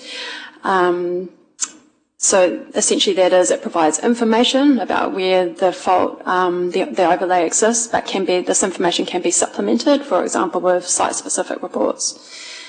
We also recommend to refine the rule framework using fault certainty so that there would be not one but two overlays, one for a possible faults and the other one. And also refine the rule framework using that distinction, and also the building importance levels and recurrence interval thresholds, so that there's essentially a more proportionate, nuanced approach. And it would also address building conversions. Just a question on the database, the NZAF. How often is that updated? Is that continuously updated, or how? No. If that's going to form the basis of this, how often does that change? Yeah. And I guess the corollary question is, if you want to challenge it, do you have to challenge the database, presumably? Well, the definition doesn't directly refer to the database. It says that that is a source of information, but other information can be supplemented. So that basically it recognises that the database itself might be behind the most recent information and still allows for the most recent information to be used. My understanding of when it's updated is normally when a client commissions an update, although because I have talked with GNS specifically, or it's not GNS anymore, but specifically about this point, and they do intend to update it periodically to reflect reports that have occurred. But it's not like every report that gets submitted to them will trigger an update. They will do it more in batches. So just on a practical question, if somebody wanted to challenge what's on their property, would they need to persuade the holders of the database, or simply persuade you, being council, not you specifically? Yes, they would need to persuade the consents planner that they've either are or are not meeting the definition of overlay, which is normally with advice from a technical expert. I'll be interested tomorrow just in terms of exploring how does it work when somebody actually wants to challenge one of these hazard overlays on their property, and just what steps they need to go through.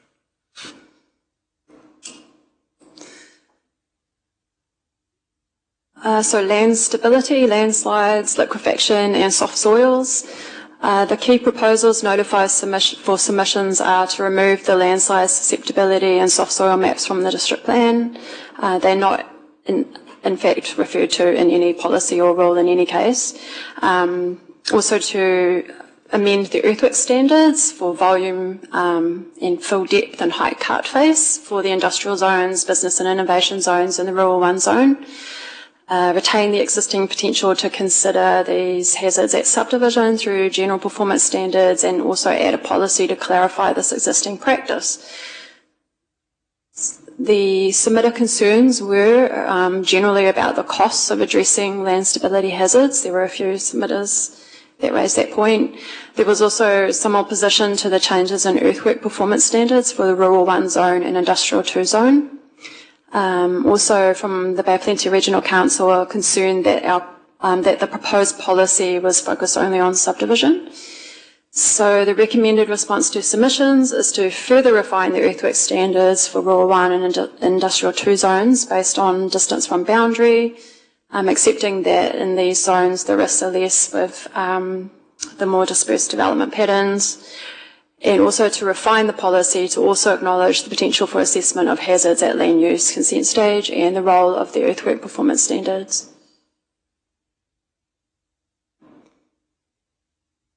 And lastly, geothermal hazards. So the proposals notified for submissions were to retain the existing geothermal system map in the district plan, so that's different to the approach that was notified for other hazards.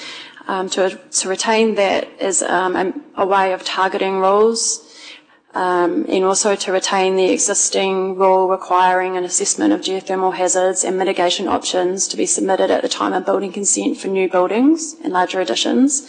That was only applying to the Rotorua geothermal system as a result of an earlier plan change, but extended to all the geothermal systems.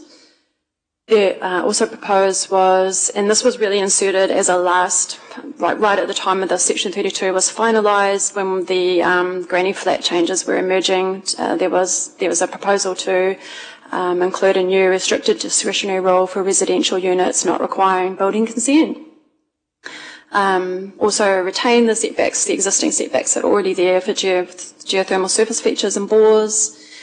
They amend and broaden the policy that relates to coexistence of geothermal hazards in Māori villages, and by broaden I mean so that it doesn't apply just to specific named villages, but more broadly, and extend these land use rules and policies to the Lakes A zone.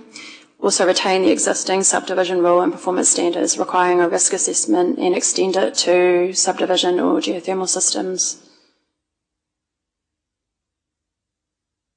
The key submitter concerns were whether it's a proportionate approach to the varying levels of risk, which was considered in detail in Plan Change 9, but there were still some concerns expressed about that. Also that there were gaps for building conversions and small additions that came from Bay of Plenty Regional Council. And also that the approach proposed at the last minute for granny flats was not really in keeping with the rest of the rule framework, that it was a lot, it was an RD rule compared to essentially a rule that functions like a performance standard for permitted activities for other types of development. So there was concern that it wasn't really equal. The recommended response to submissions is to retain the geothermal system maps and extend the risk assessment requirement for permitted activities to all geothermal systems as it was notified. Refine the rules for when a risk assessment is to be submitted, dealing with the granny flat issue by having an option to either submit the risk assessment with the PIM or with the building consent. So do not adopt that proposed RD rule. And refine the wording for the coexistence policy so that it's clear that it's not just about existing development, that it can also potentially apply to, for example, papakainga, new papakainga.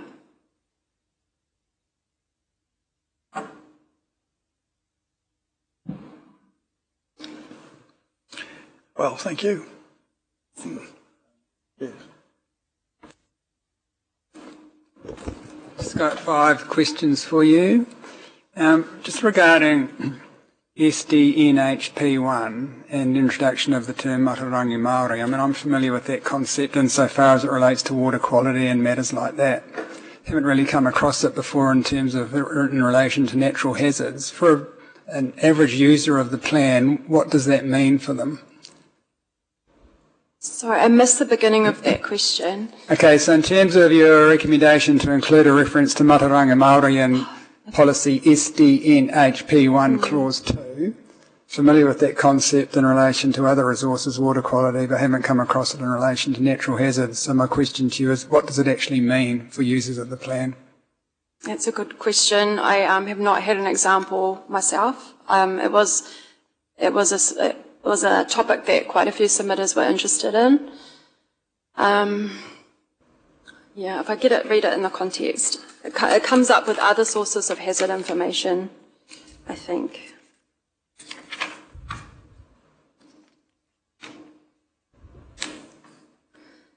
Information including, use the best available information including scientific, technical and where relevant Mātauranga Māori together with the applicable national and regional guidance.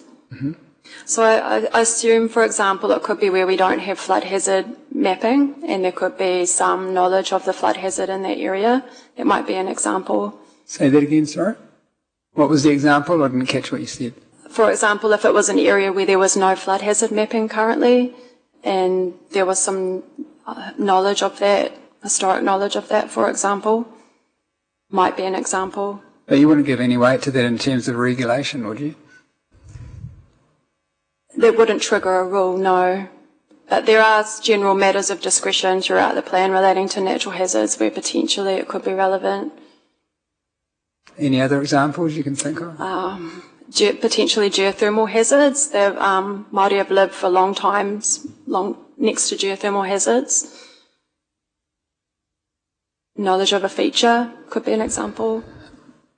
Did you give any thought to providing some advice on what that might mean for users of the plan so that when they come across that provision they can understand what was intended? You mean like as some guidance notes? Yeah, an advice note or something. Just said, look, in terms of this term, this is the sorts of things that it means. We can give some thought to that. Yeah, just might be helpful. Just in terms of the wildfire issue, when you were developing your amendments to NH-P5, did you have regard to the FENS document called Get Fire Safe at the Interface, Protect Your Home from Wildfires? I believe that was one of the documents that we reviewed, yes. Okay. So when you were amending that policy, you had regard to the contents of that guidance from FENS? At a high level, yes. Okay.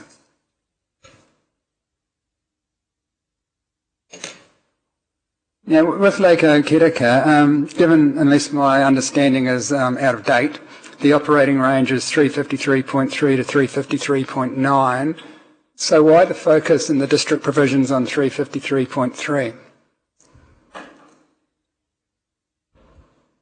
That is the number that's in the Bay of Plenty Regional Council 2022 report, which our technical expert has confirmed is a reasonable basis for planning.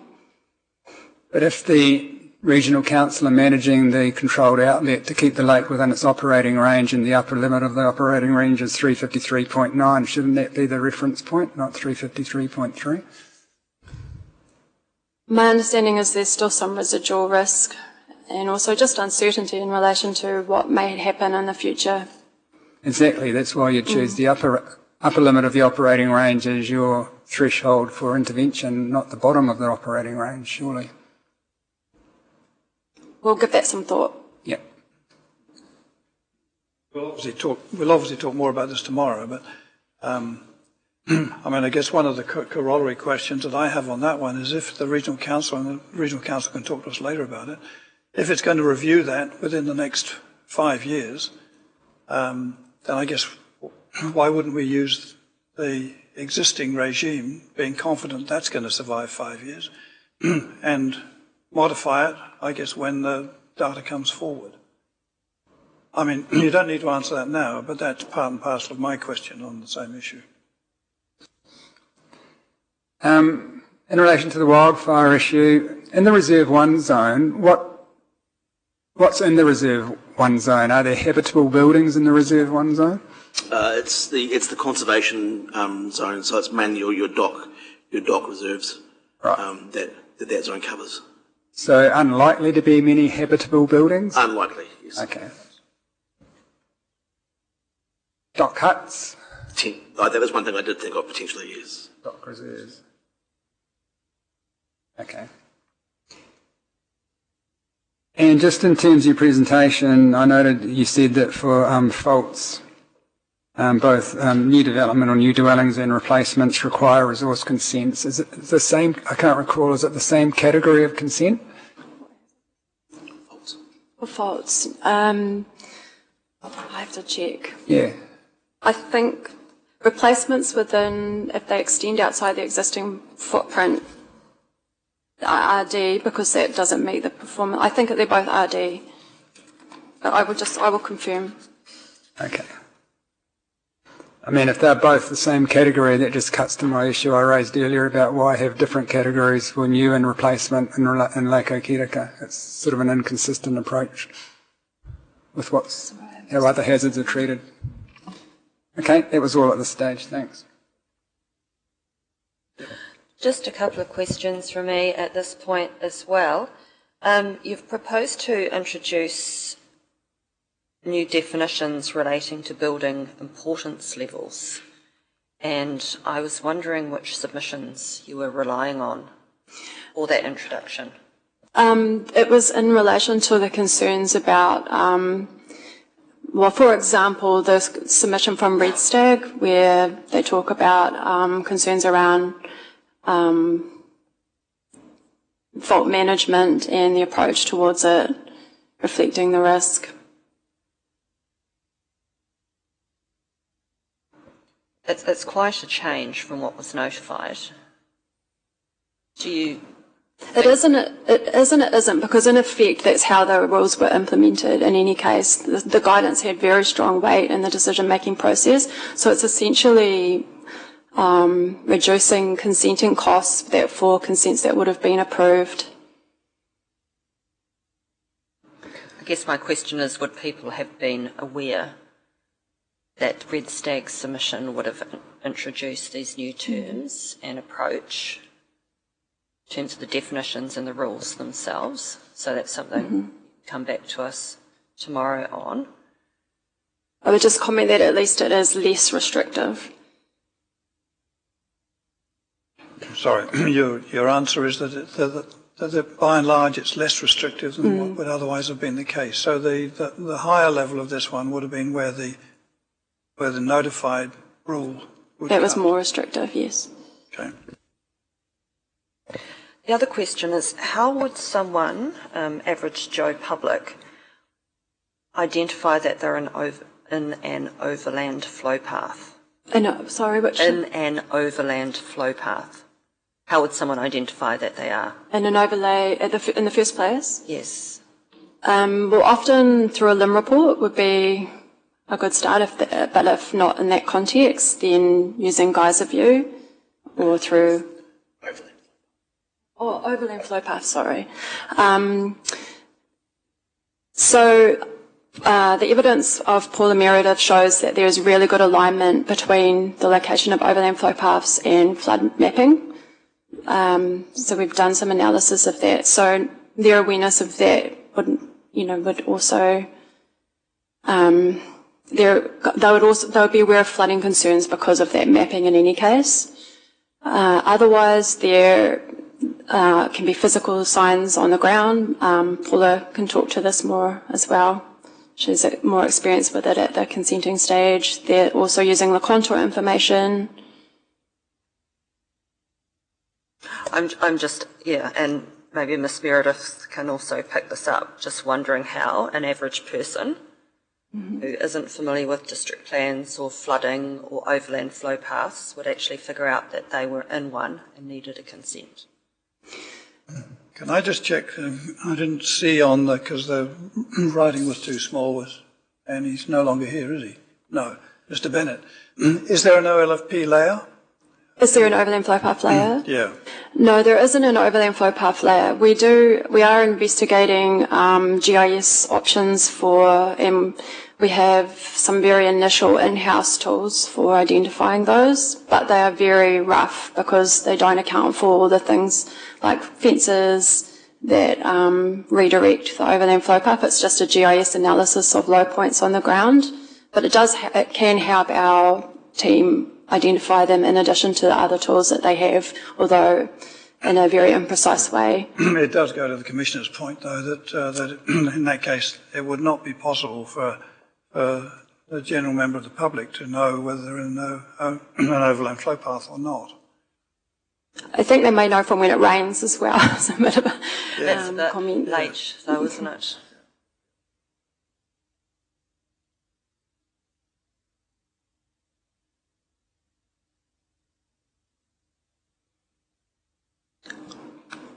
All right. Well, thank you for the overview, and we'll come back to you tomorrow, obviously. Yeah. Assembling. Where are we? Half 11. We should be able to move through your witnesses much more quickly now that we've got that preliminary stuff out of the way. Yes, and what I was proposing is for each of the technical witnesses to read their executive summary and then just be available. Thanks. So I'll ask Peter Cochran to come up first, and Peter has a brief primary statement and then a rebuttal statement.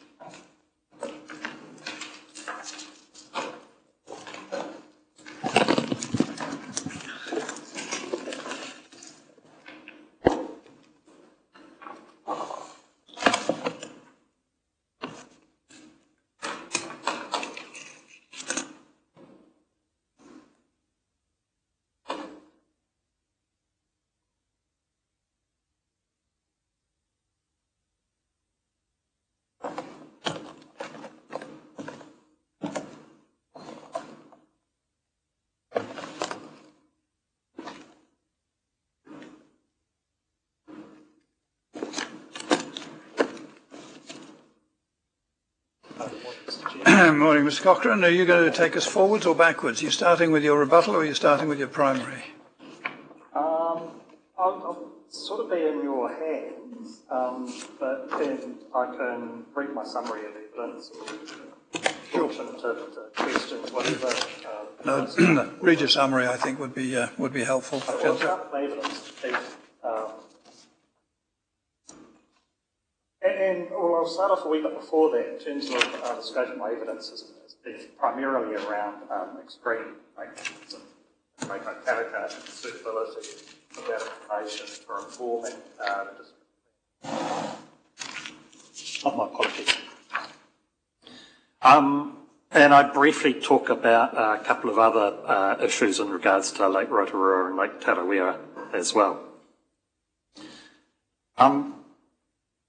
And with the executive summary, I'll kick off with paragraph 9. PC 8 proposes updated flood hazard provisions requiring new buildings to be designed for the 1% AEP flood event, including allowances for climate change and freeboard. In implementing these provisions for lake flooding, PC 8 intends to refer to the Bay of Plenty Regional Council's Rotorua Design or Lakes Designs Level Technical Report 2022 and subsequent update. A number of submitters oppose reliance on that 2022 Lakes Design Levels Report for Lake Okaraka. The principal concerns raised is that the report does not adequately affect recent outlet upgrades, does not explicitly incorporate climate change, and does not account for how the outlet might be operated during extreme events. Some submitters advocated the use of a water balance model prepared to support the design of the outlet upgrade as an alternative basis for setting planning flood levels. While a water balance model can in principle be a useful tool to help understand lake level fluctuations and inform a design level to avoid flooding of land and buildings, the water balance model developed by Bay of Plenty was prepared specifically to inform the outlet design. And in my opinion, it would require substantial reworking for it to be suitable for establishing a 1% AEP level that's suitable for land use planning. The methodology adopted in the Lakes Design Level Report is reasonable and is an appropriate way to establish a 1% lake level. Lake Okaraka is a managed lake with no natural surface outlet. Lake levels are controlled by an engineered outlet, operated in accordance with resource consent conditions and guided by a lake level management plan. While this management regime seeks to maintain lake levels within a target range and avoid flooding of property, it relies on manual intervention, operator judgment and ongoing resourcing by the Regional Council, which introduces some inherent uncertainties. I consider that reliance on future outlet operations to manage flood risk is in itself a risky proposition, as there is uncertainty around the effectiveness and timeliness of operational responses, the availability of long-term funding for outlet maintenance and operation, and the ability to maintain current or higher discharge rates under a future consenting regime or regimes. I just stop you there, Mr. Cochrane. I mean, what's the evidence for that, for any of those? I mean, you've got three different uncertainties in that. I mean, I understand the hypothetical uncertainty, but we have a consent in place, and we'll hear more about that later on. I think we sitting here are required to assume that a responsible operator will actually operate their consent to the terms of the consent, and therefore there's no uncertainty in terms of that. So where is the uncertainty, at least out until the next review in 2030, for example? From a consenting point of view, the maximum discharge from the outlet is set from an environmental perspective. So my understanding of the outlet upgrade that occurred was that maximum discharge rate was applied to that consent, and that was based on the potential for erosion of the Waitangi stream as a result of the outlet. That view could change, and that over time erosion may become evident in that outlet. Science might progress, which means that a maximum discharge out of that outlet may no longer be sustainable from an environmental point of view. So there's uncertainty in terms of renewing that consent for the outlet discharge. Presumably the corollary of that would be that flooding would occur over a larger area, in that case upstream. I'm just trying to think what Well, potentially if the discharge was further restricted. I mean, if you throttle the discharge, then by necessary implication, you're going to flood more upstream. Yeah, and that's primarily my reason for being reluctant to support what I saw as some of the submitters' view that the water balance report or work developed specifically to inform that outlet design be the basis for planning. Well, the reality is we don't have a water balance model in front of us, and so therefore that's not really on our table. There may well be other alternatives. We have to decide whether what's proposed is reasonable or not in its own terms, and so that's as far as we can go on that issue. Yeah, okay. All right, thank you.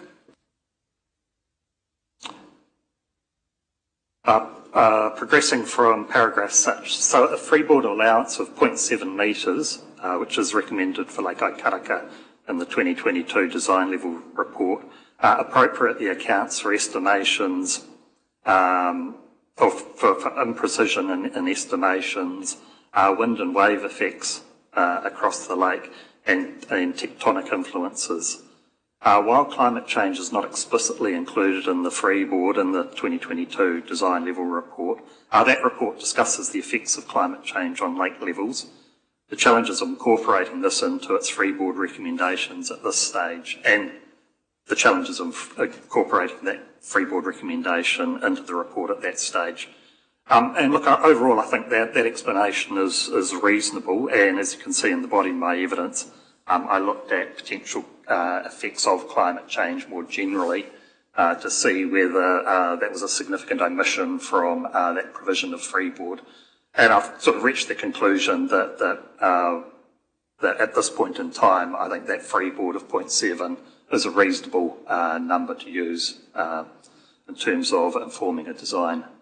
Sorry, is that taking into consideration RCP 8.5, is it, and applying that, or is that just some other basis?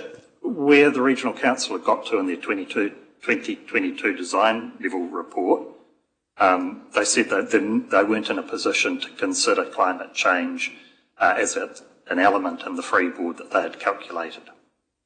But you haven't been able to apply that either? I haven't been able to apply that either, but I don't think it's a significant omission, given what I've seen is the climate projections for that area in terms of changes in rainfall pattern that might affect long-term lake levels.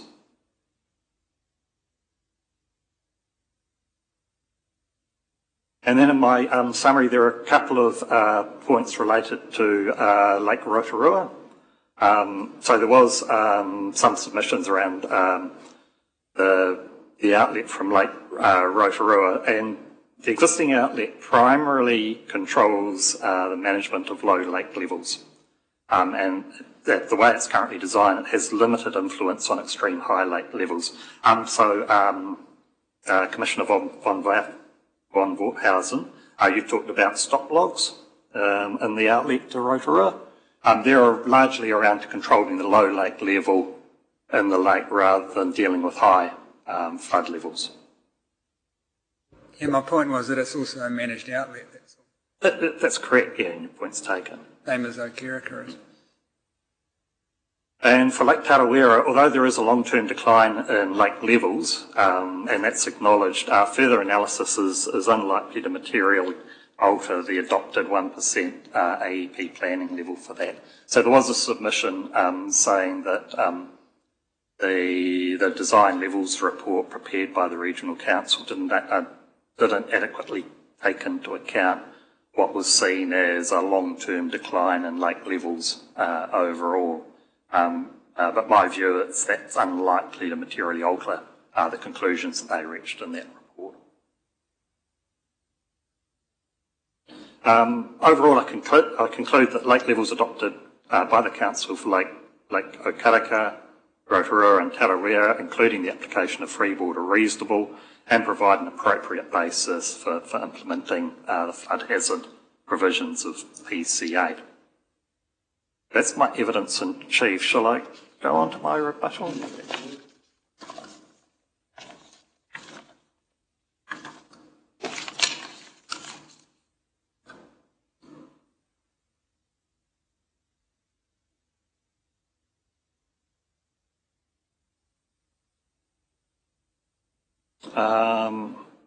So my rebuttal executive summary starting on paragraph 5, I sort of by and large repeat and maybe elucidate some of the matters in my evidence in chief, saying that although the lake levels design report provides a reasonable and credible basis for planning purposes, there are other methods that are available and could be used.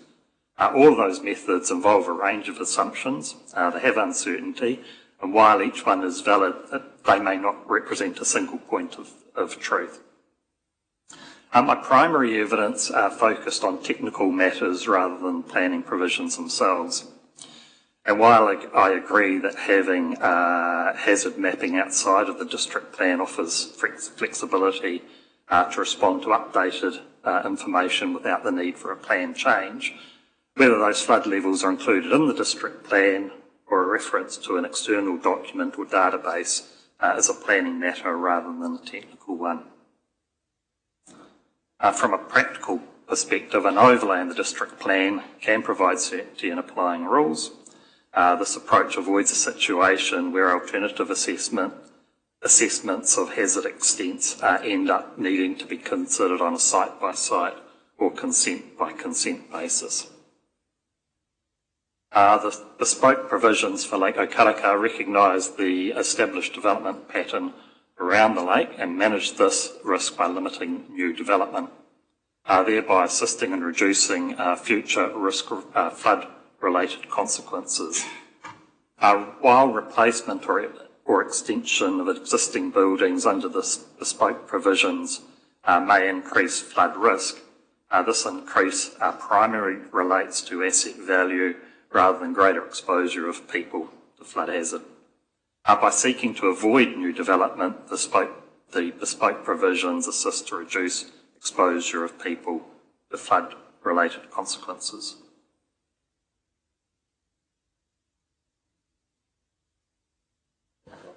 Is my understanding of the operating range for Lake Okaraka correct? 353.3 to 353.9. Is that the current operating range? That is largely correct. I've got some of this summarised in Figure 1. Oh, sorry, those figures are taken out of the resource consent that was granted in 2019. So are you aware of that having been amended, that consent? Yeah, I'm aware of that having been amended. I don't specifically know what the lower and maximum operating ranges are, but that's not the 1% flood level. So I'll draw your attention to Figure 1 of my my supplementary evidence. So that's attachment 1. Where a number of things are spelt out, and hopefully this will clarify this for the commissioners.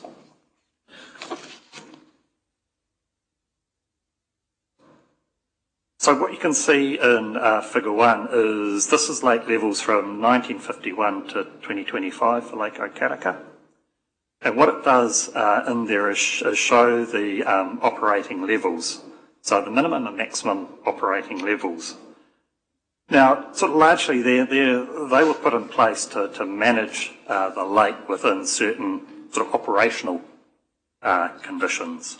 Above that, you can see in the orange box is what is calculated as the 1% annual exceedance probability level of 354.63 metres, and then the 1% AEP level plus 0.7 metres of freeboard, which is 355.33 metres. And you can see they are some way above the operating minimum and operating maximum levels.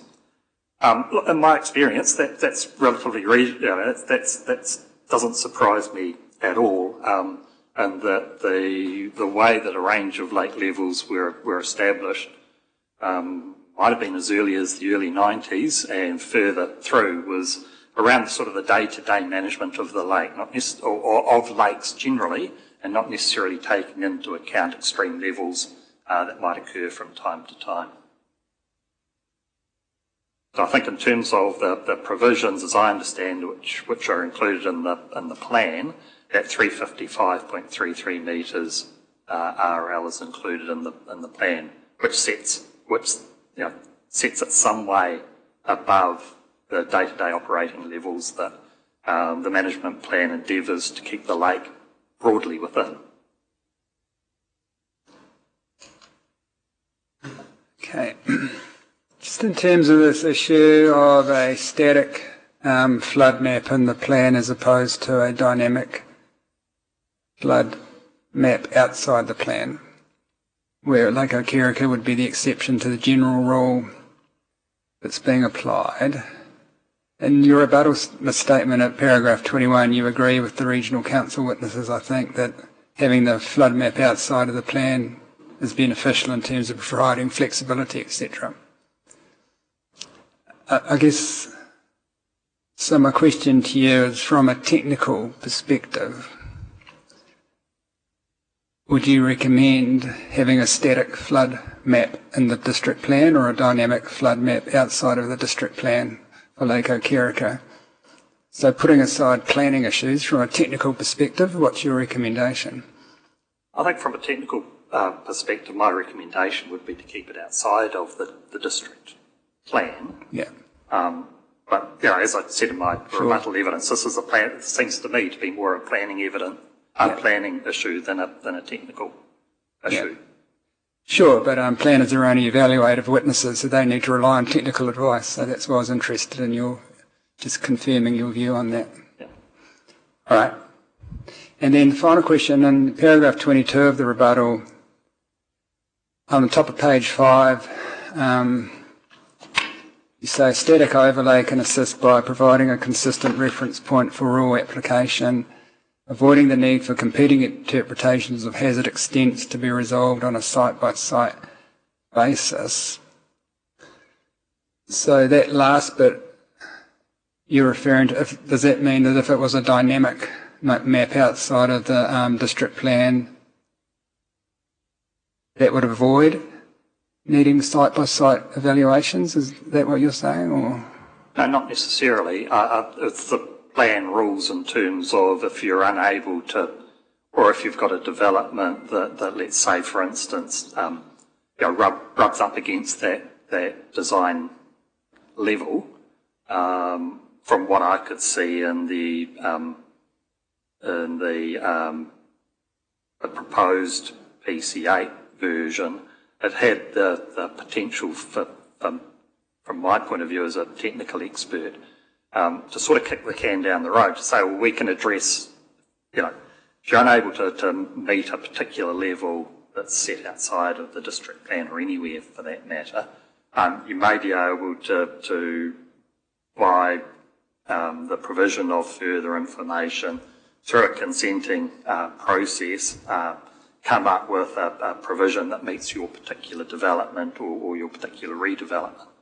I think the challenge that I've seen as a practitioner is that tends to kick the can down the road, and it leaves the responsibility of consent officers needing to deal with an application in front of them that might have an engineering report associated that attempts to say, well, to whittle back from that level or present an assessment of effects that says, in actual fact, we may be able to have a lower finished floor level or a lower development level, because we've taken into account these factors that relate to this particular subdivision or development.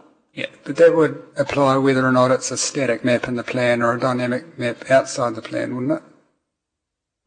There wouldn't be a difference there in terms of proponents being able to provide technical advice. I mean, I don't think the district plan makes development within the defendable area a prohibited activity. It's a consented activity, so whether it's inside the district plan or outside the district plan, proponents can still provide that technical advice. So I'm not seeing a difference in terms of that point you're raising in your para 22.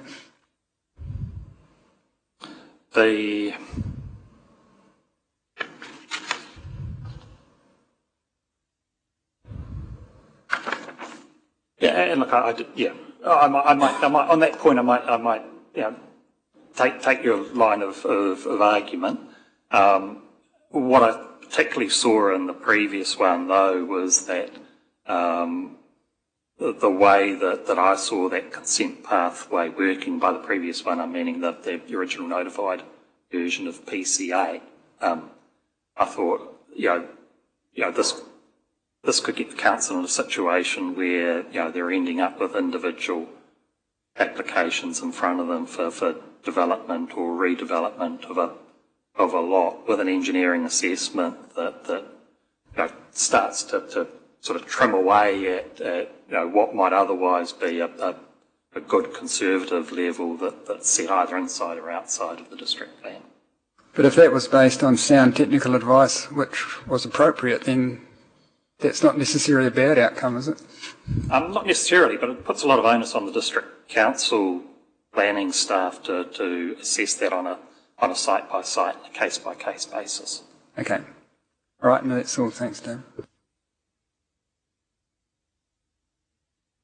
I wonder if it's possible to put your attachment 1 figure up on the screen. Is that possible?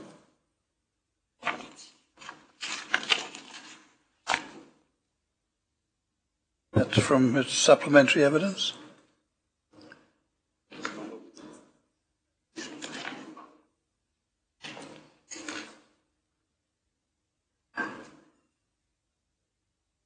It's on page 9 of the supplementary evidence.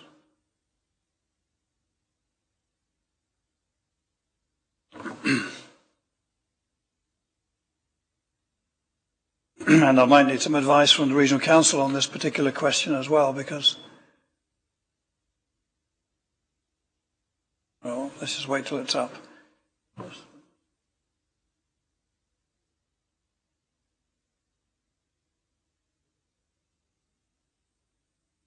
May 2019.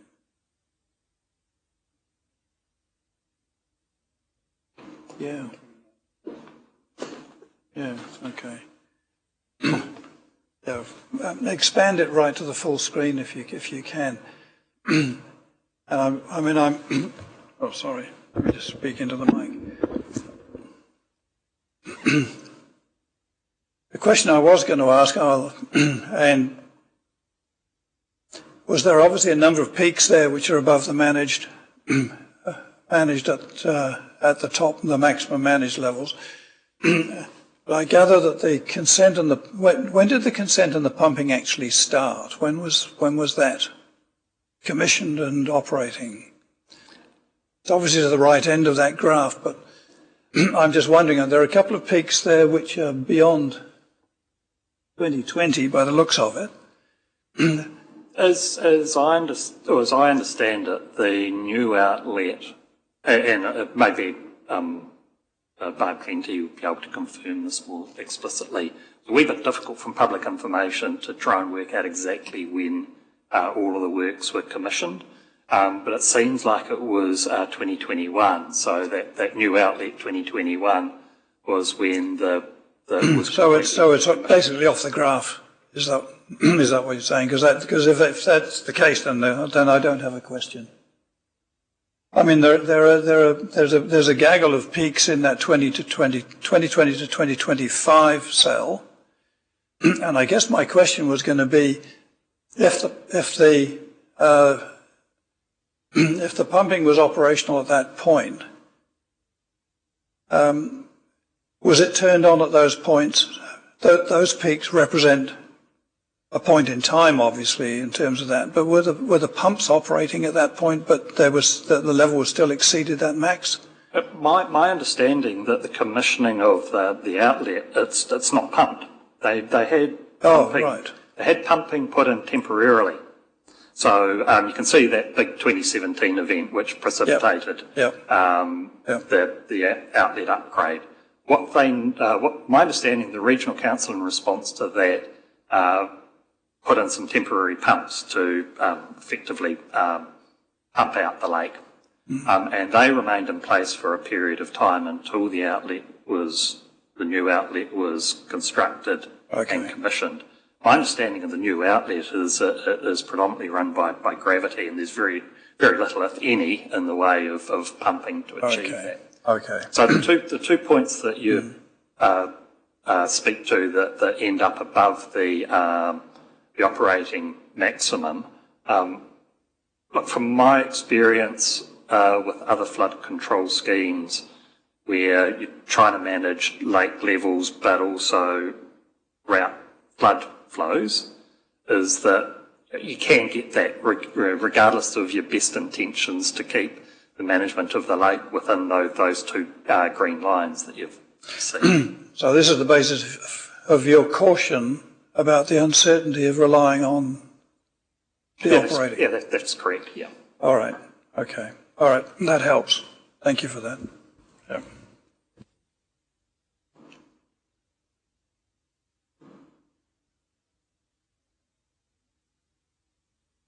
Yes, maybe if we hear from the regional council, they can clarify the current status of the outlet, which obviously might be different to what was consented back in 2019. I didn't realise when I was refreshing my memory that the pump system was only temporary. I didn't.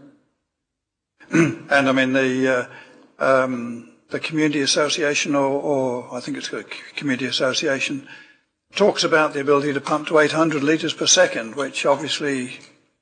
They talk about the ability for that system to get to 800 litres per second, but and that's correct. You could, if the lake level increases, you may go above that. That would mean that the consent, as I understand it, they'd be in breach because there's a maximum discharge associated with that. But again, in terms of that, there's nothing stopping that system from operating that way in terms of an over-design event of some description. But somebody would have to manually adjust something in order for that to happen? It's not like a weir that simply does it by itself, obviously. No. It's more sophisticated than that in terms of adjustment of the outlet valve, given where the lake range currently is, and using a certain amount of expert judgment in terms of whether there's an increasing period of wet weather coming up or not. Yeah. And is that done by telemetry, or does it have to be done physically? I can't answer you on that. Is there a quick answer on that from the regional council? Anybody know? Sorry, I can't hear. Oh, you have to manually turn some things. Okay, right. So my understanding is that I thought you said it was sophisticated. No, I said it relies on an amount of expert judgment in terms of the operator having an idea about how that lake is going to respond to both its current level, but also anticipating what weather events might arrive. I can't remember whether it's your evidence or one of the other witnesses' evidence, is that in actual fact it moves quite slowly. It's not a rapid rise. It's a slow fall, but it's a relatively slow rise and a slow decline. But nevertheless, the outlet is quite constricted or restricted. So the outlet is not able to drain the lake at any over a short period of time. So And this is, in terms of my evidence in chief, this is some of my commentary around the alternative that the submitters were providing. That whole outlet's been constructed with a downstream constraint to it. So the overall level of service is relatively low. So the question, might be, and again, this is probably not a sort of a matter for this hearing, is that if you didn't have that outlet constraint, you might have designed that outlet differently to have a higher level of service. But that's the regional council's reality at the time that they needed to consider those upgrade works in 2017, 2019. Thank you, Mr. Cochrane. That's really helpful.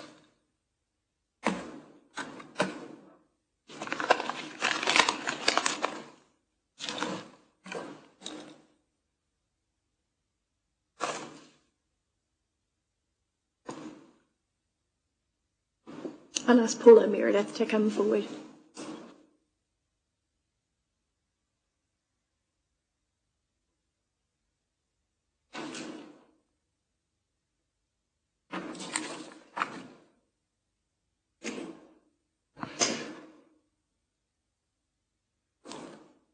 Thank you, Ms. Meredith. You're a long way from highways. Yes. Pardon? You're a long way from highways. Yes. Yes, I am. I'll just read through the executive summary of my evidence. My evidence explains how flood hazard information is used to implement the flood risk provisions proposed under PC8, particularly the rules NHR4 and NHR5. PC8 retains the flood risk management framework introduced through Plan Change 9 and extends it to the Lakes A zone. The framework manages flood risk from rivers, lakes and overland flow using a tiered, risk-based approach based on a 1% annual exceedance probability flood event with climate change allowances to the year 2130. Implementation of Rule NHR5 relies on flood hazard information held outside the district plan, primarily through geographic information systems mapping commissioned by Bay of Plenty Regional Council and Rotorua Lakes Council, supplemented by local knowledge, historical records and site-specific investigations. Where anticipated flood depths are less than 300 millimetres, minimum floor levels with freeboard are generally sufficient. Where flood depths exceed 300 millimetres, resource consent is required to assess whether the flood risk is acceptable. Retaining hazard maps outside the district plan enables the use of the most up-to-date modelling and allows refinements as new information becomes available. My evidence also addresses the role of national and regional flood models. The National Flood Model developed by NIWA, now Earth Sciences, is a screening tool that can flag potential flood susceptibility, but is not intended for site-specific implementation of district plan rules.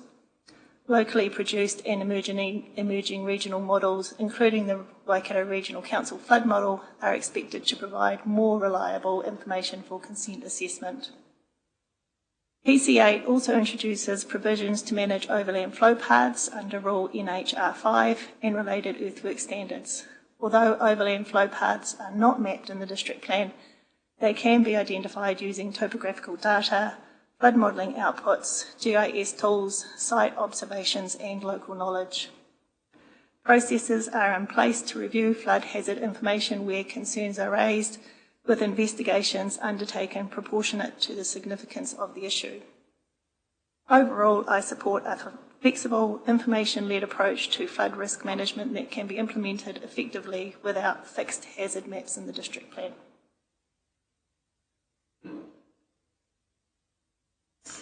Thank you, Ms. Meredith. You would have heard my question before to the planners about how would the average person identify whether they were in an overland flow path or not? So I thought about that and I thought generally my question is when do they need to identify that they're in an overland flow path? So if someone is looking at buying a property, they will generally obtain a LIM from the council to get all of the information that we know about the property at that time, which would include any flood hazard mapping that we have. They can access our GIS. It would also include any historical information that we may have recorded on the file that may, raise a previous flood issue or something like that. If they were looking to build, generally they will come to council at some point in time, even if they're building a granny flat, which doesn't require a consent, they're still required to interact with council and obtain a PIM, which would be the same thing, that we would have to provide them with whatever information that we have available at the time. And then the other times would be, often we get insurance inquiries about people wanting to know if their property is subject to flooding. So again, they contact council and we would give them what information we have available on our records, either on the property file or through our mapping as well. So yeah, it depends what point of time those people are at and what they need the information for, how they would potentially find out. So in all three cases, you're saying requires someone to query the council in some way? Well, I mean, that's the thing, is we have our information which is publicly available. There's no other, unless there are some instances where there may be an easement for an overland flow path, but they're not 100% of the time. They're very ad hoc as to when those are required. In new developments, easements are required, but in areas that are older, there are some places where easements are in place, but some where they're not. So, yeah, it's what information council has available that we can provide. But I thought the answer to my question earlier as to whether there was no OLFP layer in the guise of you was that there isn't, because the information's not comprehensive enough yet. So approaching council isn't necessarily going to give you the answer, is it? It'll only give you the answer if in actual fact you know that there's no LFP there. That's exactly right. That's what's in my evidence, is that where we have flood mapping, I particularly like our flood mapping for with climate change to 2130, because the degree of flooding shown on those maps is very significant, and it generally highlights areas that will be susceptible to flooding in the future. They're not necessarily susceptible to flooding at the moment, but yes, there are areas that are not flood mapped. And so no, it's not an overland flow path, but those 2130 maps give a very good indication of where those potential flow paths are. And then apart from that, no, it's information that we may have on file or information that you can achieve by looking at the property or the contours. Just raises a question in my mind too, is presumably at some point council will be in a position where it can actually put no LFP layer into guise of view. How will that happen? Because everything is outside the plan. How does that get notified? That's a practical question I have. You can have the policy and the rules in place. When do people get to know in actual fact that layer is available and should be looked at and so on? It's one of those practical questions which I'd be interested in just discussing tomorrow, so that's fine. The other question I had is, what is your view on the different approach that's proposed for Lake Karaka?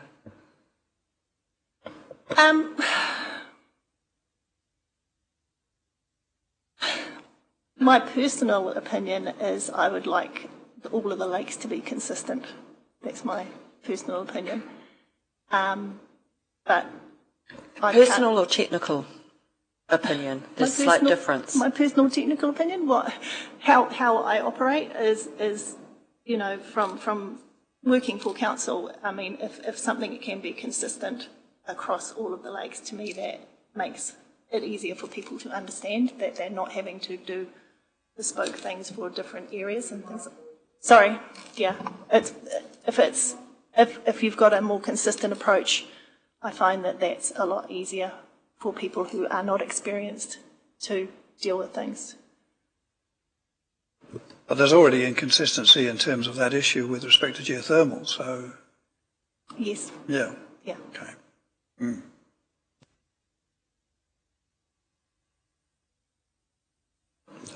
So Meredith, I'm not sure if you're the person to ask, but it can be referred otherwise. Using a threshold of 300 mils, I mean, I think as I signalled earlier, I mean, I've seen other councils where, in actual fact, they use a lower number because they take velocity into consideration as well, in which case 200 becomes a fairly standard use. Do you have a sort of a view on whether that should be taken into consideration? I mean, obviously with small children or people who in actual fact are less able and so on, 100 mils can make a hell of a lot of difference in terms of the velocity. Yes, we spend quite a bit of time looking at depth and velocity when we're looking at properties that are subject to inundation and what people are building on them. We're very lucky here that the areas where we have a lot of inundation are generally the lower areas of our catchment, where the velocity is a lot less. The areas where they're steeper and they're greater velocity, generally the depth is over 300 millimetres because they are steeper. So those areas which are less than 300 millimetres are more basin type effects because the water is sitting there in that basin. But we do use depth and velocity in our considerations for when we're looking at inundation. So you're satisfied that given the context, that 300 is the right metric for that threshold? Yes.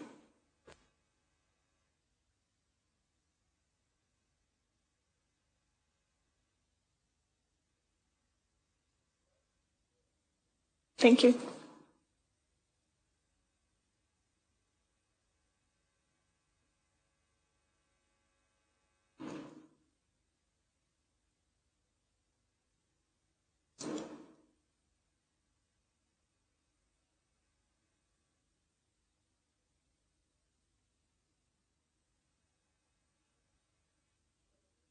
Yes. Good afternoon, Commissioners. My name is Simon Aiken, and I've assessed submitted concerns regarding flood hazard mapping at 3 locations. Closer. I'm not sure if we've got anybody online, but no, there's no one online. Those 3 locations were 72 Sophia Street. In my opinion, the current mapping accurately reflects the existing landform and is well within the model domain. While the mitigation works for the site are consented, they remain incomplete, and the supporting engineering design used superseded rainfall data. Council's current model uses up-to-date LiDAR information and HERDS version 4 rainfall, and therefore represents the most suitable and best information available for that site. For 40 Margarita Street, I found no errors in the LiDAR or modelling in response to the concerns raised by the submitter. The map ponding coincides with physical depressions on site, and while the private catch pits were excluded, these are generally designed for the 10% AEP event and would be overwhelmed in the 1% event, which the modelling is seeking to replicate. Importantly, during a site visit, the site manager confirmed that the mapped extents shown on Geyser Viewer mapped with their observations during high-intensity rainfall events for that site. Finally, for the Rotorua Mall and Trade Central site, the site is unique in the submissions in that it's covered by both the Western Catchment model and also the Regional Council's flood model as well. These models are different and they seek to model pluvial versus fluvial rainfall across the area, but I think these are distinct and complementary hazards and are not conflicting. In conclusion, during my review I found no fundamental errors in the modelling methodology and recommend retaining the current mapped extents for those sites. Thank you, Mr. Aiken. No questions, so that's helpful, thank you. Now, can someone, are those 3 submitters, I don't think they're they're not appearing, are they? Has there been any communication post the release of this evidence? Yeah, Fonterra provided that's a right. written That's statement right. of position. Yes. Just No, so we've got that tabled. Thank you very much for that. Yeah. Thank you, Mr. Aitken.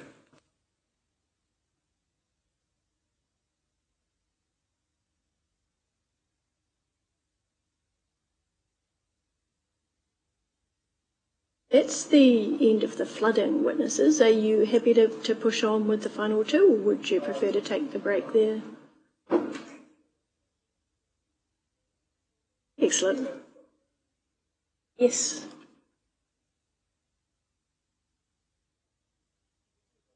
Oh no, there he is.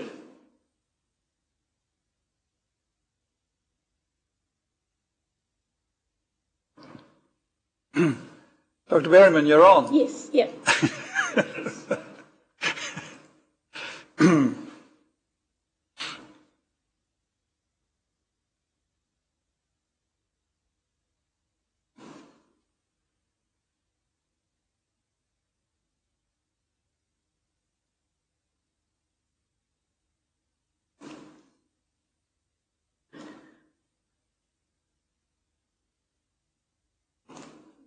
Welcome. That's all right. That's all right. We're going a little bit more quickly than we perhaps anticipated. So I've been assisting council in discussions around faults.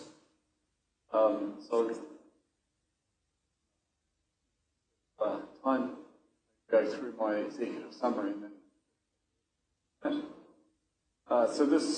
My evidence explains how fault rupture hazard for Rotorua District Council has developed over time and how it's active faults database. Do you have a role in monitoring that database or supervising it, or? Not currently, but I worked with Biological Survey and then DSIR, etc., for 46 years and followed through the development of the fault database until I left science in 2020. And I've been a consultant, but frequently. And are you in a position of saying that we can have, degrees of confidence in that in the accuracy of that database? Yes, I can answer questions about degrees of. Well, I deliberately used the word degrees. I was going to ask you next. What put a metric on that? It depends. Depends on where we are in the country. Some of the prior work or research work around the country. So the active fault database is developed in time. It depends upon the imagery that's generally available, or field work or work. So it is variable around the country. So it does depend. So is there a sort of professional editorial board or a peer review board that sort of looks at material? There is peer review within the LS Science. There is peer review. It is internal review within the agency now, as Science New Zealand, among a group of scientists that are experienced in these matters.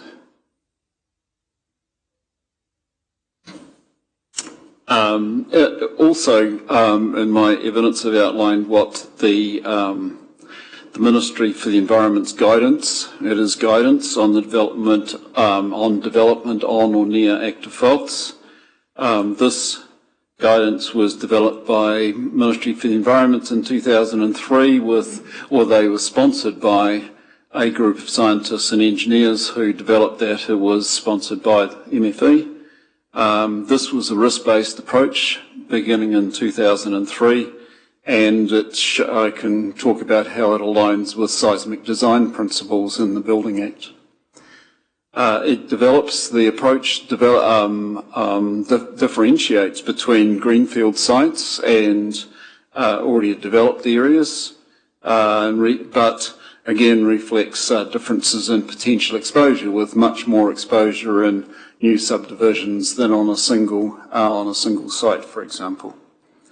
In response to the matters raised in submissions regarding specific mapped faults, my evidence explains that there is a high degree of certainty related to the presence and continuation of the fault along the Lake Ōkarika Peninsula, that fault avoidance zones are wider in locations where the surface expression of the fault is less well defined, resulting in greater uncertainty about the precise location of the trace. In the Waipa Valley area, submission from Red Stag Investments, part of the map features are defined as possible in terms of their tectonic origin and have long recurrence intervals, with implications of how the fault rupture hazard might then be managed. What does possible mean in that? Yes, that's a question that has arisen frequently in submissions, and there's been some misunderstanding about some terminology.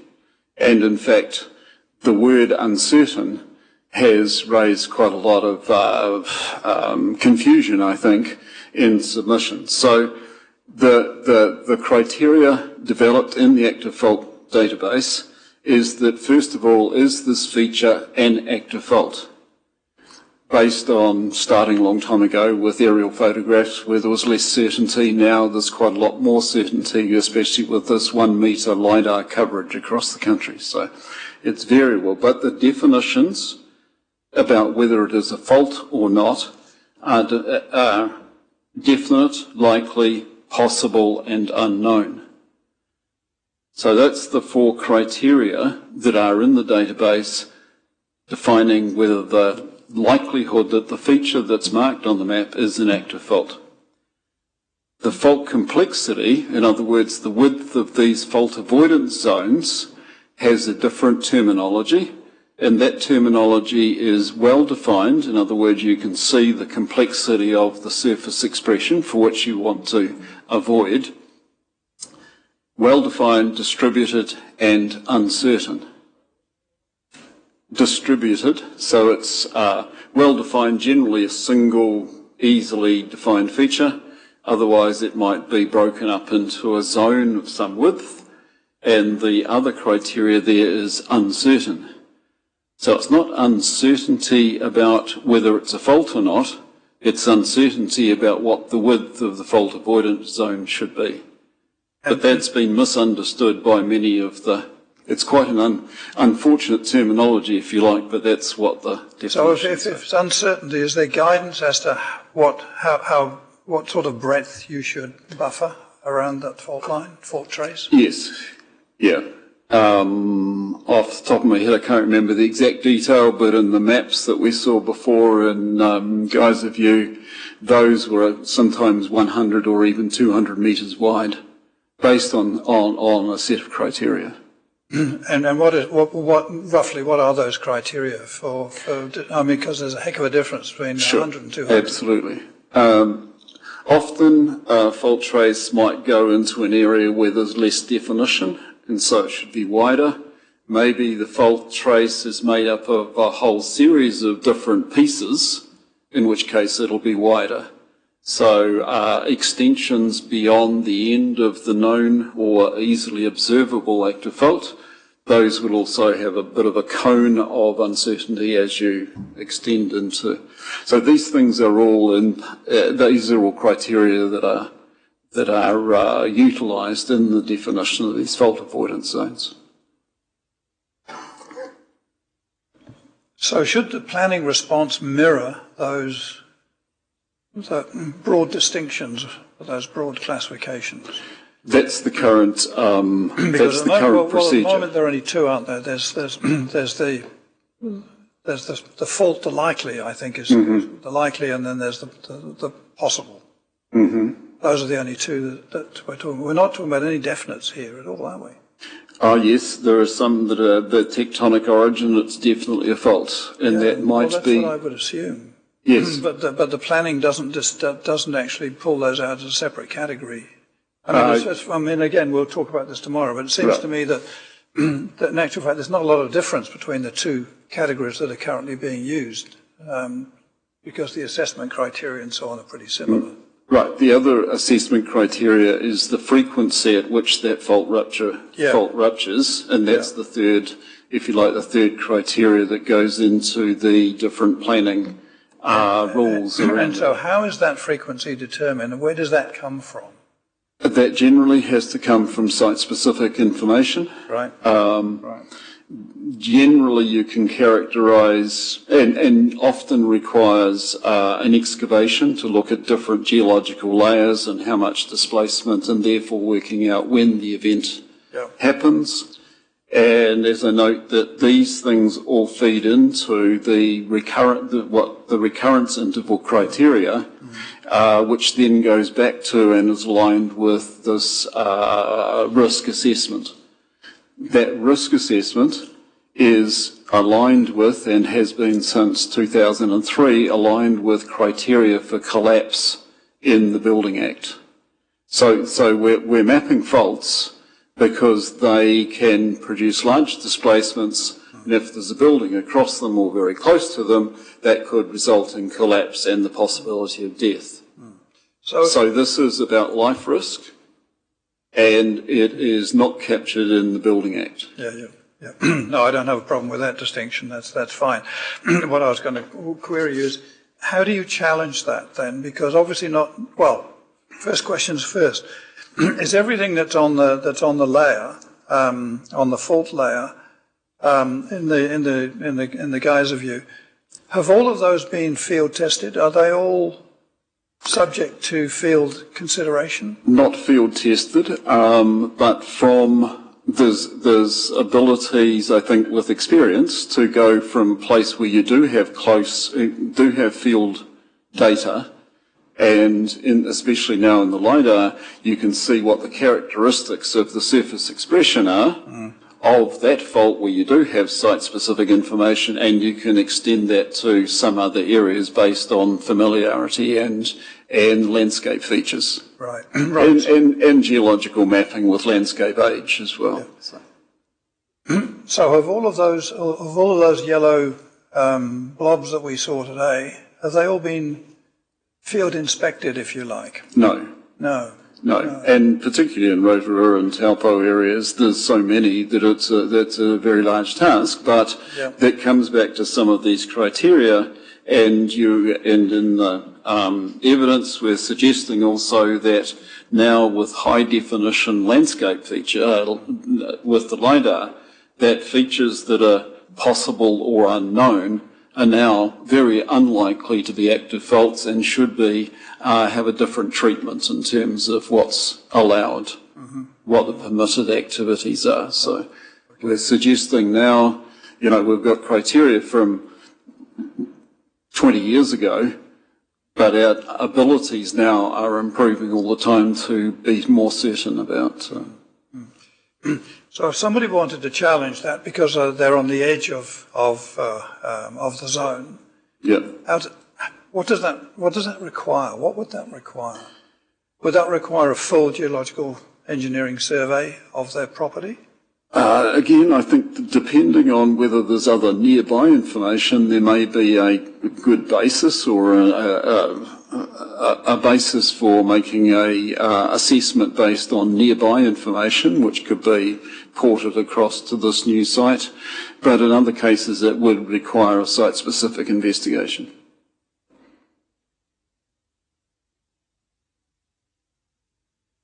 And presumably they would have to do that if they wanted to put a new building on, for example. That would just be a fundamental in most cases, would it? I think we're looking at, again, going back to some of the planning rules about when they might be permitted or discretionary activities depending on the building importance category. Again, we're intersecting with this building importance category as well. So for the new, category 1, which are unoccupied, or category 2, just single family dwellings, then some different rules could apply compared with schools and hospitals. Again, coming back to the number of people exposed to this risk. Yes, that's where I was quite curious, because that's almost an actuarial approach to life and death, isn't it? Not. One person's death is tragic enough. It doesn't require a differentiation of 30 people, for example. I could cynically suggest that we always have a commission of inquiry as long as this is a minimum number of 20. So, but there's 300 people or 200 people die on the roads every year. So it is very much an actuarial approach to life risk. Yes. So that's covered many of the things that are. So we're suggesting there's some evidence in a modern and proportionate approach. I would say back in 2003 it was a somewhat precautionary approach to life safety with these collapse criteria. As time has moved on and we're seeing and the National Policy Statement is asking for a much more proportionate approach, then that leads to some possibility of refining some of the rules towards more in keeping, shall we say, with the collapse criteria, the likelihood of collapse of the structure.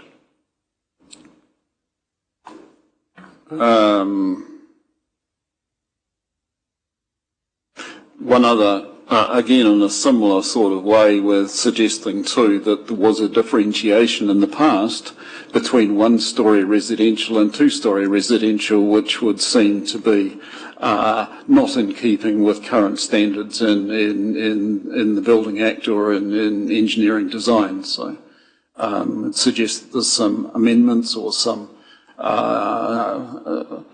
tweaking of that. And collectively these support some additional permitted pathways for development compared with, still consistent with the guidance in these 2003 guidelines and National Policy Statement as recommended in the Section 42 report.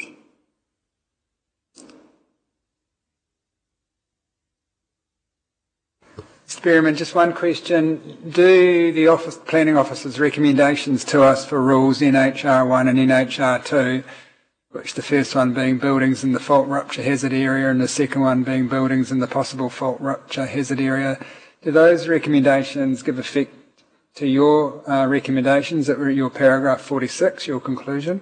Yes, I just checked that, but yes, we have been in conversation around those topics and agree that, as I said, the possible faults these days, given the new coverages, the new data, completely, I think that that's overly precautionary these days with modern data. So, yes, I agree.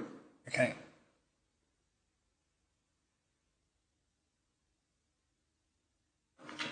No questions for you. That was really helpful, thank you, and more understanding now of where the building importance levels and the recurrence came from. Just a heads up for the planners tomorrow, just really want to understand what the difference is between the two proposed rules.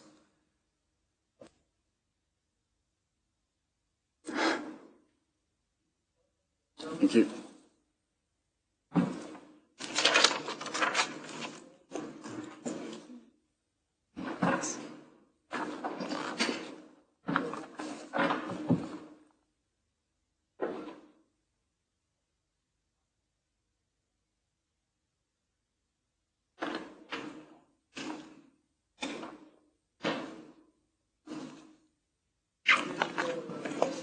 Yep, thank you.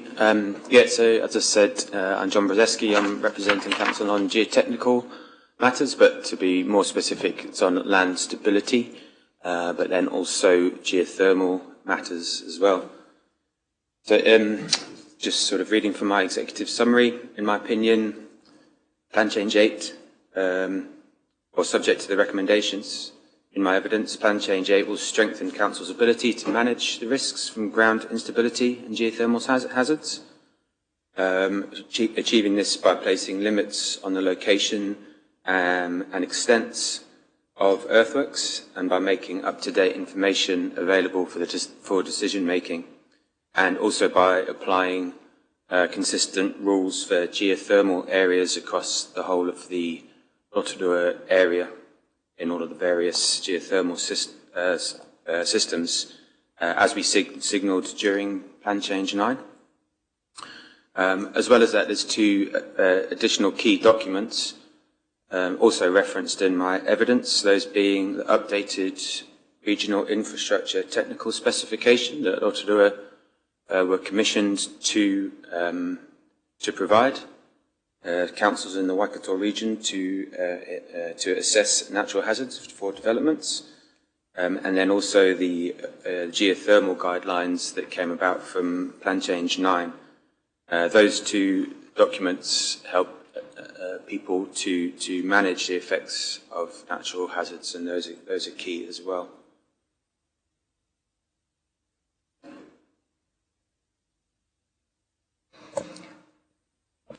Yeah, what's your understanding of where the District Council's approach to geothermal hazard management differs from that with what the Regional Council's suggesting to us? Have you been involved in any of those discussions?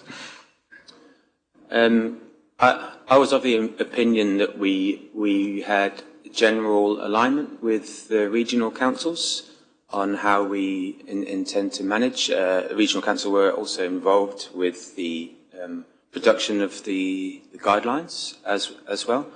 There could be some disagreement potentially on the potential hazards at some of the other geothermal systems. However, I was under the understanding we were more or less aligned in our approaches, and especially on where we should be applying these rules, where they're being more likely to encounter geothermal hazards in the systems that have been mapped.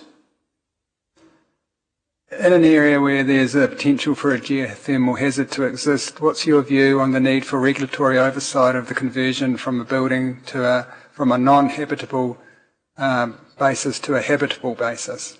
What should be the regulatory oversight of that?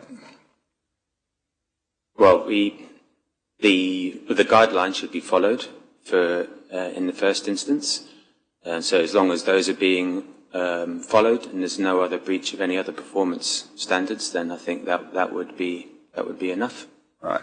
Would it ever be, do you ever think it should be exempt from any regulatory oversight, conversions from non-habitable to habitable? I don't believe so. Okay, thanks.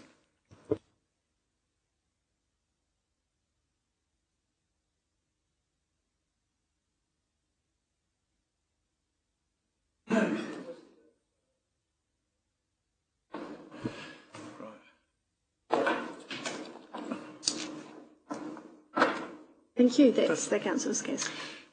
Right, we can have lunch now. Thank you for that. We will take a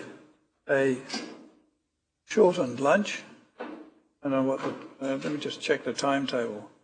Well,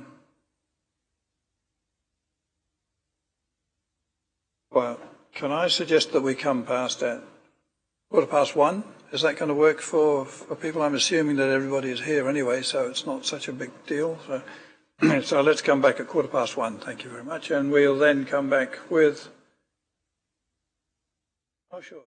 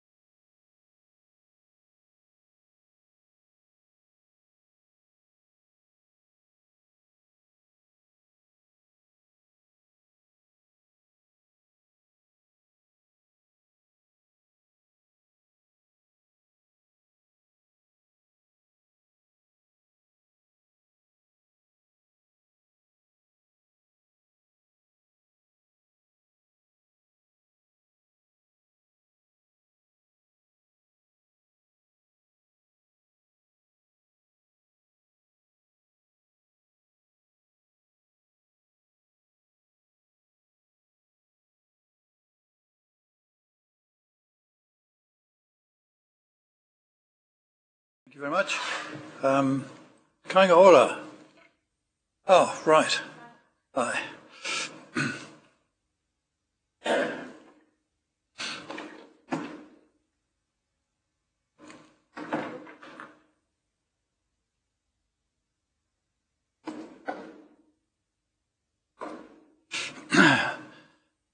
Gone are the heady days when Kāinga ora came with a team of 20, yes. We still do sometimes, but thought I'd make the quick trip down from Tauranga on this one. But thank you for having me. Good afternoon. My name is Lizelle Benneker. I'm a Principal Development Planner at Kāinga ora.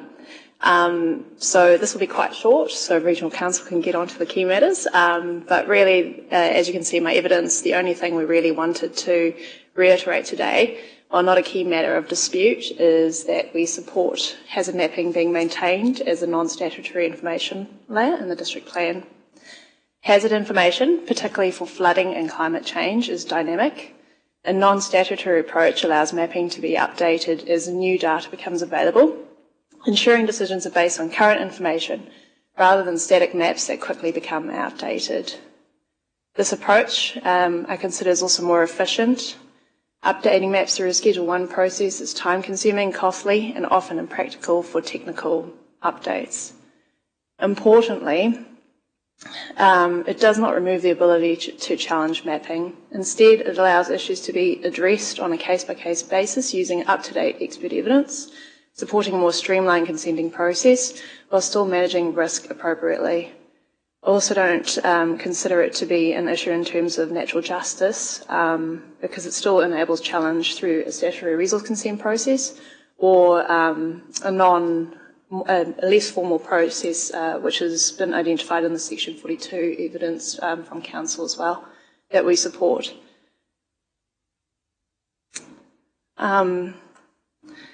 Further, as you may know, through the traps, that this is a well-established process as well, including in Waikato and Tauranga, which have both been agreed through consent orders through the Environment Court. That's the Waikato PDP and the Tauranga Plan Change 27. Hamilton, Plan Change 14, which the chairperson knows well. And then again, established in Auckland and has been reintroduced through Plan Change 120. If that gets going. Overall, pairing a robust policy framework with non-statutory mapping provides a more flexible, efficient and accurate approach, consistent with the MPS on natural hazards, which I think is quite important. A new change, really, since the MPS has come in as well. Thank you. Happy to answer any questions.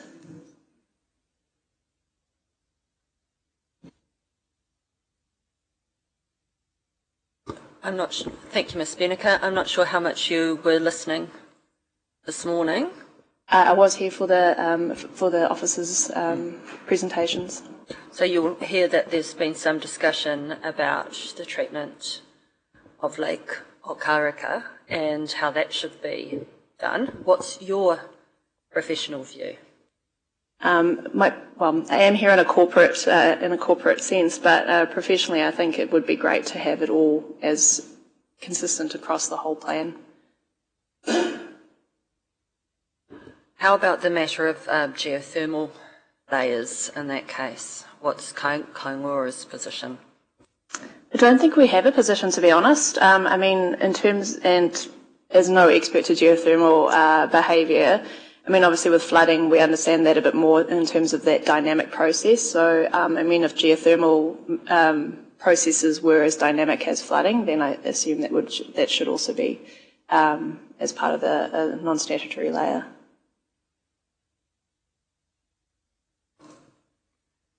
I don't know whether you're able to talk about this, but obviously Kāinga ora has a prodigious property portfolio.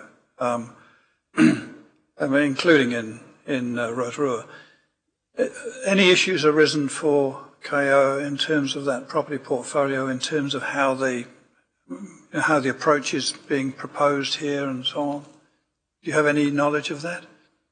Yes, I mean, obviously within our submission we did look at wanting to introduce the effects hierarchy. And reading the Section 42A report and considering it, we grappled with the lack of information in terms of velocity at the moment, because as you know, in Plan Change 120, that's been included, and that very helpful diagram about velocity versus depth has been what we've been looking at and has been guiding our discussions at the moment. So without that here, I'd also say that our portfolio does mostly sit with outside of the higher risk flood areas, hence why we haven't really introduced any expert witnesses this time. So basically, currently the current framework does provide us a pathway for resource consenting at the moment. But yes, we do think the 0.3 is quite conservative, and then without the lack of velocity and the consideration of that, it is difficult for us to grapple what that level was. I did have a good think about that, but with the definition that is proposed and with the assessment criteria that has been placed within Plan Change 8, and I don't think has changed much anyway, it does provide a good assessment pathway to allow for considering evacuation or staying in place. But the bottom line is that our portfolio hasn't really been quite affected here, and hence why we haven't gone into it as much. Well, thank you for attending today. Cool, thank you so much.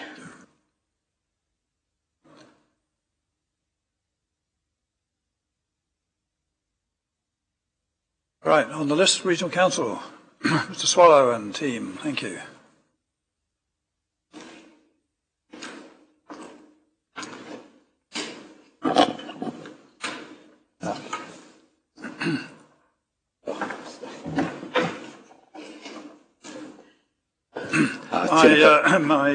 My schedule indicates in parenthesis that you're supposed to be online today, so thank you for your presence. We appreciate that. Yes, I think that was in relation to a request for operational staff for Okareka to attend. Yes. So we managed to get them here in person. Right. So yeah, look, I'm Nick Swallow. I am the Regional Council's lawyer. I thought I'd briefly introduce the people we have here today. We have to my left Mark Iverme, who is the planning witness, and Anna Mackay, the engineering expert witness. Yep. And we also have Justine Randall, who's the operations officer, who's really here to address the sorts of questions you had earlier, hopefully. And sitting behind me, we also have Helen Cray, the Rotorua Catchments Manager, and Charlene Pardey, who's the team leader of environmental planning, really just here if there's any sort of peripheral questions that we can't answer here at the table. All of our questions are peripheral. Thank you. And I'll just confirm, I sent a memo in late last week that Nicole Marshall was unable to attend for medical reasons. Mr. Iverme will be able to confirm. I'll pass over to the two expert witnesses shortly, just confirm that he has read Ms. Marshall's evidence and can support her positions and is here to answer any questions. And Mr. Mackay is also going to just confirm her agreement with Mr. Cochrane's rebuttal evidence in relation to the substantive risks at Okareka, just to confirm something that my friend for the Lakes Council said, that there isn't really any technical issues outstanding for that lake for both councils, really. So yeah, just in addition to sort of those introductions, to summarise my legal submissions, there were 4 outstanding matters for Regional Council. As at the time of evidence in chief, 2 of those matters are resolved between RLC and my client, being NHP2 in the recognition of land uses for land stability matters, and also the overland flow paths in the Rural 2 zone, which was accepted in the Section 42A rebuttal. So those 2 matters are resolved, and you'll see I respectfully recommend that you accept those recommendations from RLC staff.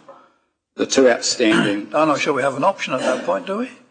Oh, well, that's why they're recommendations. So, it's a very strong recommendation, though, when both councils get together. Yes. Well, I think it's persuasive, but yeah, look, it's ultimately your decision, of course. Look, and the 2 outstanding issues are building conversions in geothermal areas, which is a highly technical point in my submission. I think it's really about, again, as my friend for Lakes Council said, the planning response given the risks involved. And the main issue, I suppose, outstanding is Lake Okareka, where the regional council is seeking the notified approach for that lake, including the use of what's been labelled a dynamic approach to mapping, so it sits outside the plan. So that's sort of my introduction, and if you don't have any questions for me, I'll hand over to Mr. Ivory and Ms. Mackay in a second.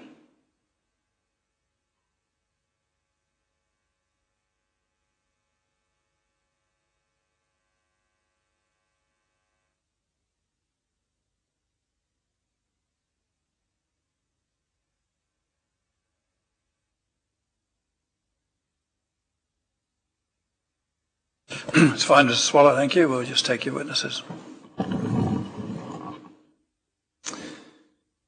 Yeah, look, I think our position is well outlined in Mr. Swallow's legal submission, so here to answer questions. You're going to point to him as a way of getting off the hook, is that what it is? Well, like you mentioned, you've read all the evidence, so happy to take questions. Okay.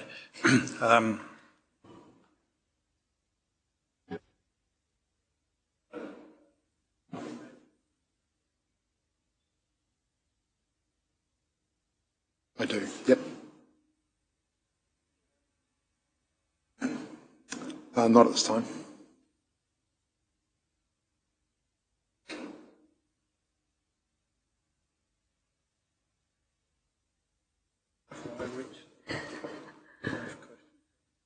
Thank you. What changes would you... Are you still seeking changes in terms of the geothermal provisions around conversions? Yes, it's adding the conversion to that list as set out So by Mr. Swallow. what would that look like?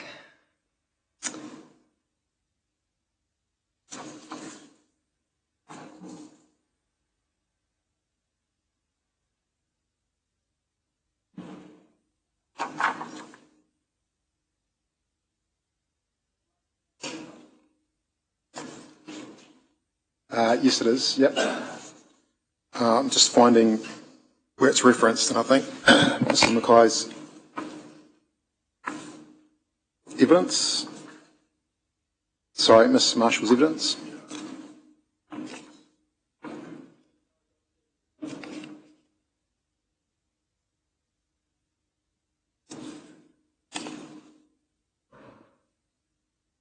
Or Appendix 1 of her evidence where she's recommending further changes? Yeah, correct. It's outlined there as a non-habitable to habitable conversion added to the amendments sought in Appendix 1. That's a change to NHRA? Yes. Yep.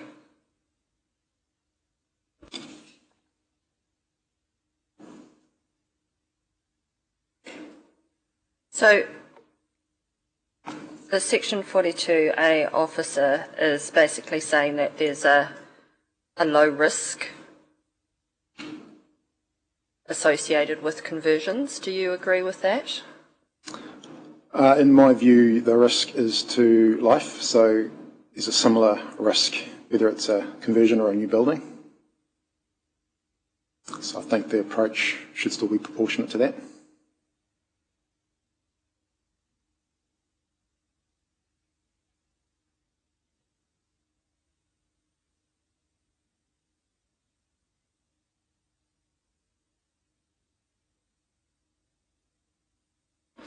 Have you had a look at the Council's proposed introduction of the building importance categories and turned your mind to whether that type of approach might be another option?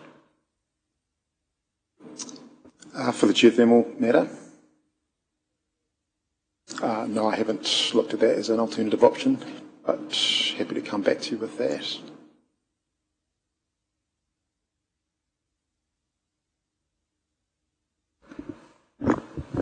What I'm interested in getting a better understanding of, in terms of the alternative approaches that are recommended for Lake Okereka, district council versus regional council, what would the actual material difference on the ground be? I remember seeing a map of the district council's proposed flood lines. Yeah, maybe it's good if we can bring that up. Sorry? It might be helpful to bring that map up out of Mr. Cochrane's rebuttal evidence. That is useful evidence. Is that able to be done? It was the same document that was supplied earlier with the graph. You might have it in front of you. Yeah. I mean, the key point I'd like to make there is that the 2022 flood level is, you can see clearly there mapped out in spatial in a map. It's very close to the maximum allowable operational limit. And what it shows you is another line with the freeboard added, 700 mils, which takes it inland. So there's a maximum floor level above ground there of 700 mils. I think you'd find most development proposals in that area will probably be in the low risk or low hazard less than 300 mil category. So there may be tens of properties that could be captured by the bespoke approach as opposed to the original notified approach.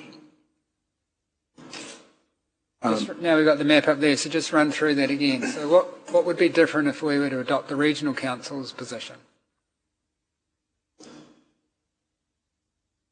We would have, first of all, the outer blue line, I think it is. Yeah. That would sit outside the plan as a map that can be updated frequently, including the 2030 updates that you've heard are upcoming. And then the district-wide planning rules would apply within that zone. So therefore, any development proposal where the flood depth is less than 300 follows the permitted pathway. Right. Which would, I haven't actually done the analysis, but based on the grade and the difference there, I'd suspect maybe up to half of the properties would be within that category. And the remainder would follow the high hazard pathway, being a RD. So the location of the blue line would be the same, would it just sit outside the plan? Is that right? Correct. Okay. And the red line? I understand that is the 2022 flood level without the freeboard. Yeah. So the difference between the two being 700 mils. And I understand the blue block colour is the maximum operational flood level.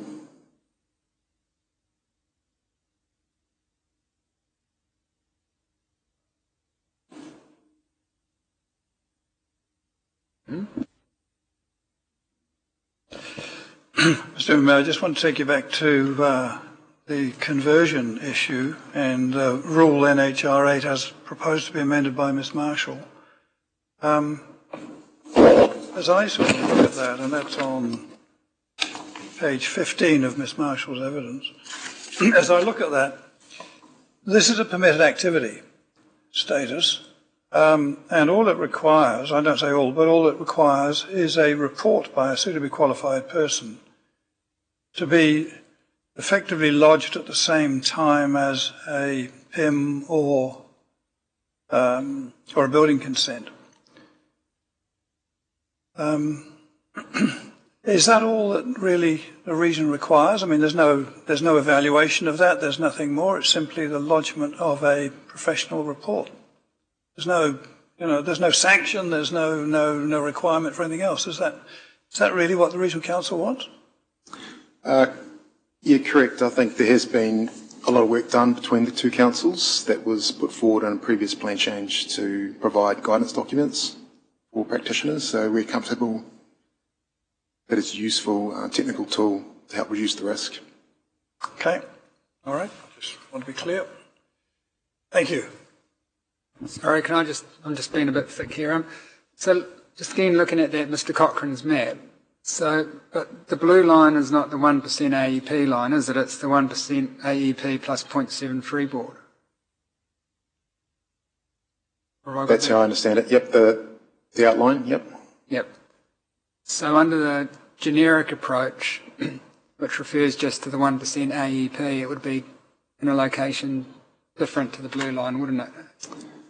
No, it refers to the 1% AEP plus the freeboard as part of that rule framework. Okay. The same freeboard, 0.7, or? Yes, yeah. Okay. Yep. Okay. Thank you, Ms. Overme. Ms. Mackay. Kia ora. Yeah, just as Nick alluded, I wanted to comment, since I haven't provided a response to Peter Cochrane's rebuttal evidence, that I do agree with the technical matters, that there doesn't seem to be a significant increase in population exposed by the bespoke rule framework for Lake Okaraka. And due to the nature of the lake flooding, it's unlikely to be a risk to life. It's more a risk to property. So, yeah, as he alluded, it seems to be more of a planning issue rather than any technical disagreements between the two councils. So, here to answer any questions that I can. Right.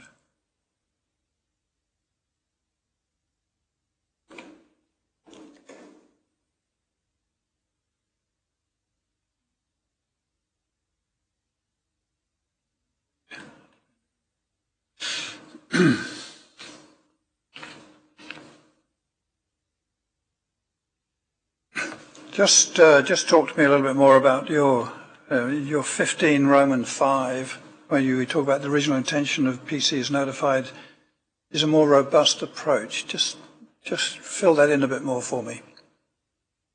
The key concern there for me is knowing that that level will be updated in 5 to 6 years' time. So when we have a level explicitly written in, I see that as an increase in risk under a future situation where we may have a plan that disagrees with the latest technical advice. So my particular concern about that was this bespoke rule framework saying if floor levels are built at this level or above, it's okay. Right now, that's really not a material difference, but when we have an updated flood level, that could be a material difference where we are now enabling development below what we know could be a risk level. Right. So is it your assumption that when you get to 2030 or 31 or whenever you get that new level established, that will then be taken on board by the district that's your expectation at this point, is it? That's correct, yes. I understand the way that it's been used now is that flood level advice, including freeboard, comes from the regional council, and then the district council advises how much additional is required freeboard for the finished floor level. Yeah. I mean, is there any risk of development happening in the meantime that actually prejudices that issue? And I guess that's the question. Well, the other question I have in the back of my mind is whether we need something perhaps more definitive in the meantime, just to hold the situation in abeyance until such time as we get that. It's difficult for me to speculate what the development potential is there, but I think the response from the community does signal that there is an eye towards, the subdivision rights and redevelopment rights there, which would flag to me a need to have some sort of interim control. And you're satisfied that the notified status quo ante is the better way to approach that issue? The better way in the sense that it responds to changing information, yes. But that information won't change until you've done the review. True. Yeah, okay, all right. Is that review certain, or is that just a hope at this point in time? It's certain that it will happen. It's a hope that it will happen in 2030. It is possible that is a 2-year process, and then the updated information is published on a delay from when the review is undertaken. So it wouldn't start until 2030, or that's not a publication date, that's a project commencement date? Commencement date is currently scheduled for 2030, yep. Okay. All right.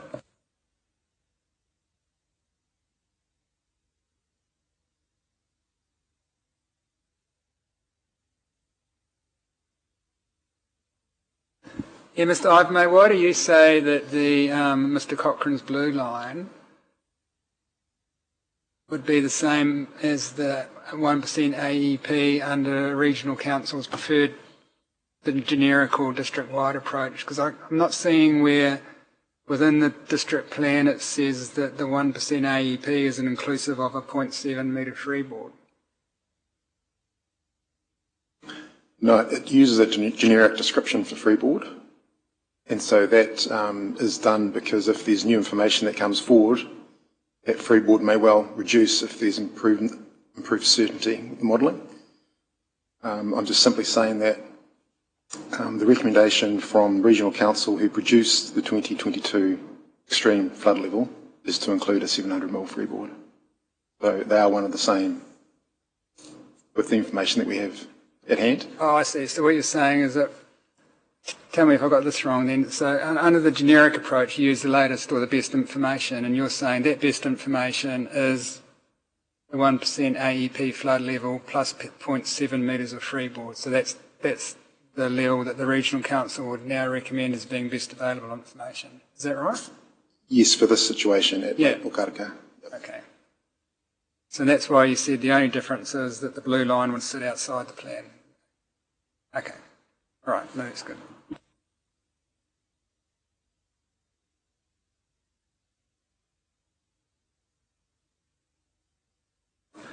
Sorry, I'm still puzzling the 2030 date.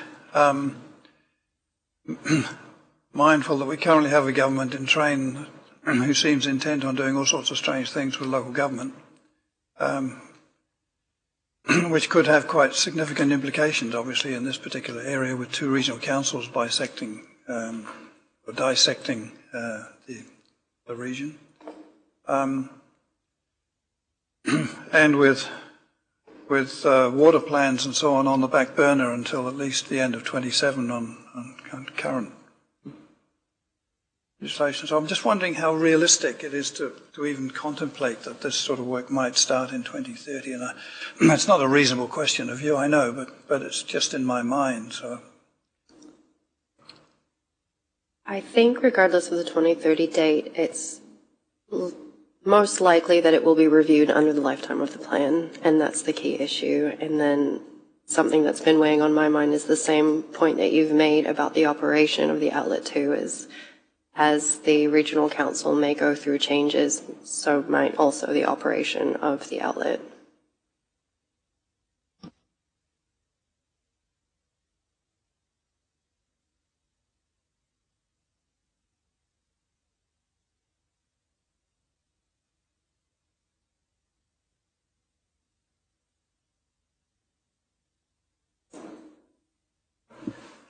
So just so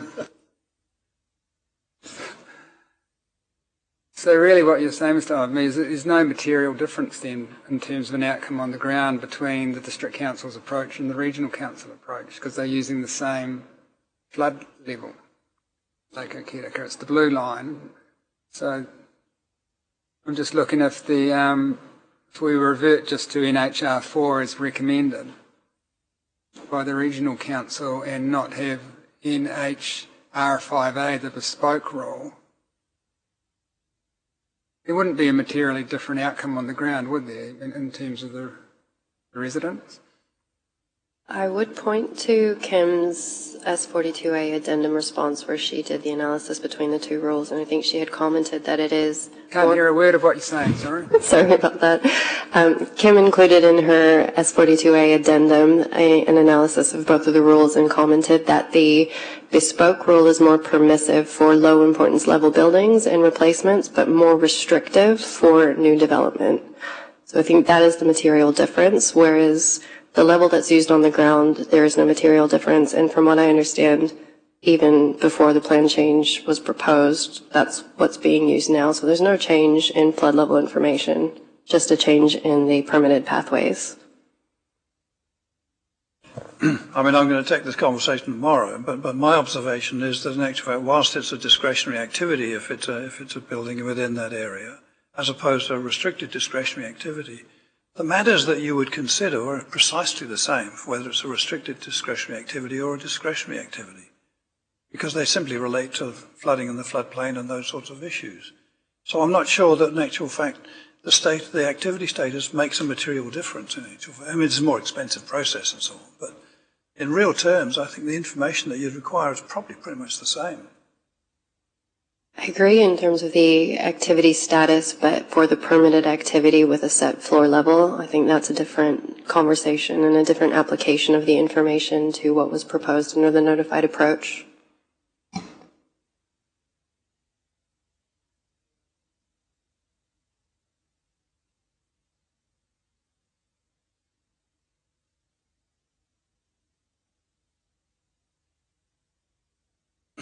Right, Mr. Swallow, that's for that part of it.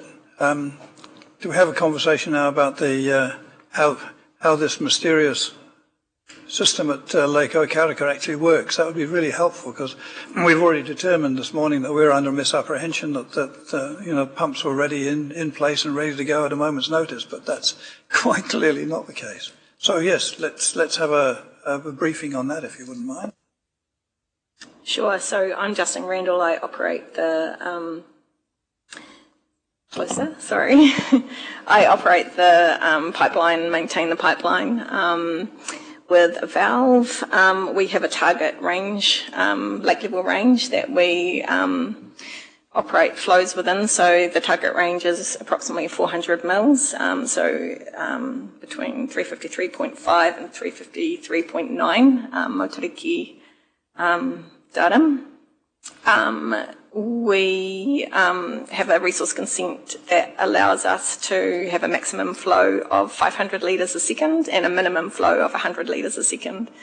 At times of low lake level, we often don't have the head on the lake to be able to maintain 100 litres a second. It may go below. We may get flows greater than 500 litres a second intermittently if we have the valve open and we get a rain event overnight. That flow can increase above 500 litres a second, and we then have to go out and manually turn the valve down to get back within 500 litres a second. Presumably, the level is it telemetered at the facility? Correct. So on Spencer Road, where Waitangi Stream flows through culvert under the road, we have a flow monitoring station there. So whenever we make alterations to our flow, we can go down and check that immediately to give us the target rate that we want to achieve. But presumably you don't have an alarm by the side of your bed that goes off when it Yes, when it yep. happens? You do? We do, yep. So we have... I hope that's catered for in your contract, is it? Yeah. We have text notifications and email notifications that tell us when that flow goes above 500 litres a second or below 100 litres a second. And conversely, when lake levels go outside the operating range. So just clarify for me, for my help, why is the minimum set when you can't meet it often? That's something I can't answer, sorry. I mean, how often are you unable to meet it? Just in average? Really. In 2022, we did get right down to the bottom operating range. It's a very rare event. Yeah. Well, lately, since I've been operating it anyway. Probably... Yeah, no, I understand the reason for a minimum flow, but it's just I was just intrigued by the fact that you sometimes can't actually even maintain that. All right. Well, just in practical terms, then, when you've got a system that's going to be coming through, you get the forecast a couple of days early, and it looks like it's going to be a decent rainfall. What do? How do you operate? Well, we do ensure that the valve is open to allow 500 litres a second go through. It is quite hard to determine if you will get 500 litres a second once you get increasing lake level overnight or within a few days, because the head can push more through the valve than what you might have it currently set to.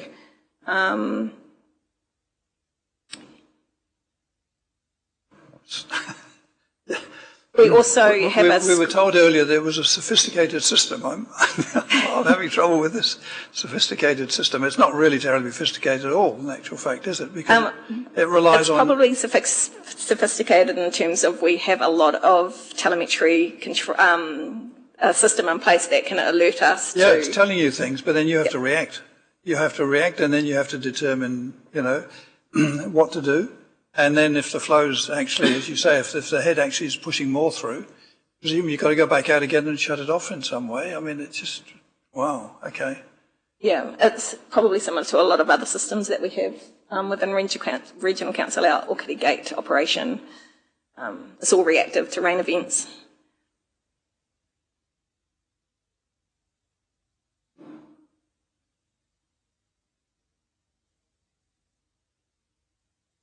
I think one of the submitters, I think Mr. Oppert for the Community Association, has indicated that it could go to 800 litres per second. Where does that come from? Is that a discretion within the consent somewhere, or what? No, we don't have discretion for that. Although that particular event happened, it was in preparation of significant rain that we were due to experience in 2022.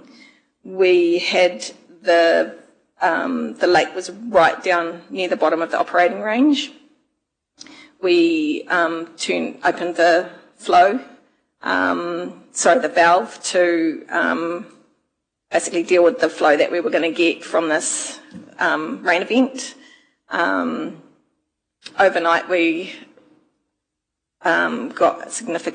received significant rain, and the valve was clearly open too much, and we got close to 800 litres a second through the system before we turned the flow down. We went and checked all of the pipeline, the Waitangi stream, all of our culverts to check what that level looked like in the stream downstream.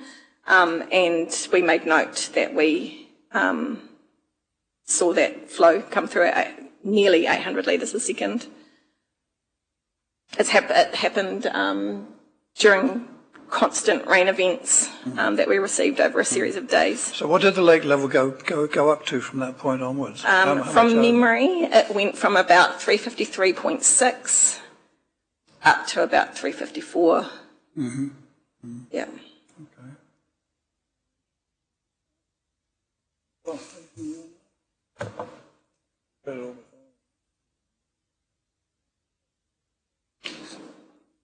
Think it'd be useful. Go for it. Ask one. It would be really helpful if we could receive a copy of the actual consent and the conditions. I'm sure you do, but we'll do it by the Regional Council. So if you could provide that. I have got a copy as of about an hour ago, so both the management plan and the consent, which I can send through. I think I'll just do it informally, through the hearings email. If you do want to introduce formally, I could possibly sort that, but I'll just send it through and reference this discussion. Yeah. No, we don't need to do it formally. I mean, we're on the record, so that's fine. So the copy of the management plan will come through as well. Are there any sort of annual reports or anything that also would, demonstrate how things have gone that would be useful for us to know? I mean, I'm just aware that tomorrow we're going to get submissions which want to go somewhere differently and are pointing to this scheme as one solution. So we just need to understand what the capabilities are. And I think you've outlined them already, but it would be useful if there's any other records that might be useful. And I'm not fishing here, Mr. Swallow. I mean, if the answer's nothing, that's fine. That's fine. I think we've always acknowledged that. I think this is sort of supplementary to the Regional Council submission. This is really just to assist yourselves. So if we can provide anything else, we're happy to provide it.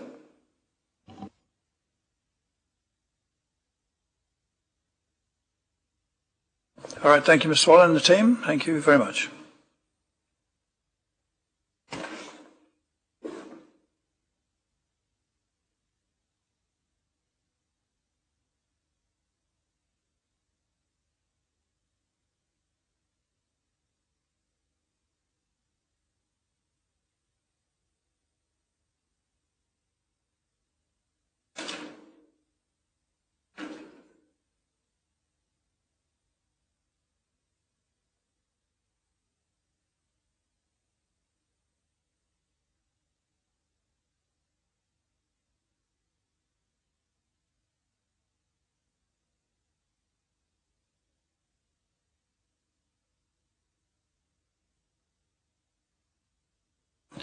Right, we're now going to Fire and Emergency New Zealand, and I understand they're online, or it's online. I'm not sure who we've got.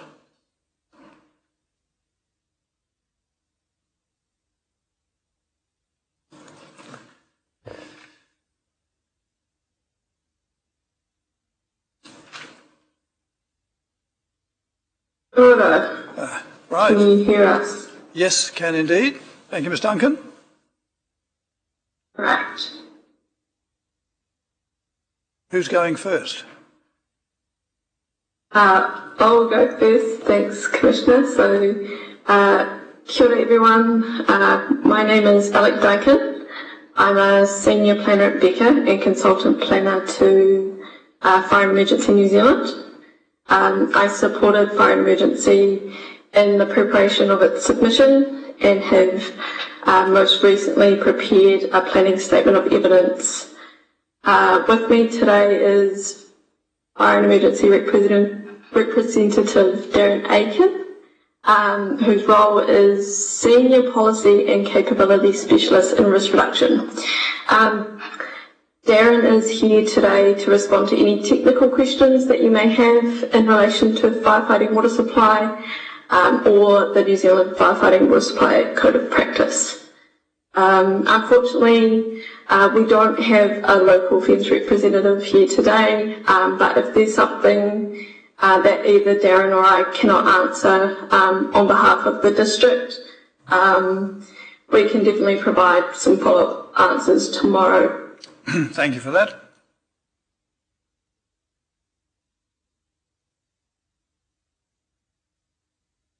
You seem to have turned your microphone off.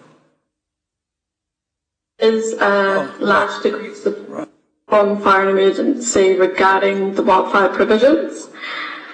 In its submission, Fire and Emergency broadly supported the intent of Plan Change 8, particularly its risk-based approach to natural hazards, its recognition of climate change and its improved treatment of wildfire risk.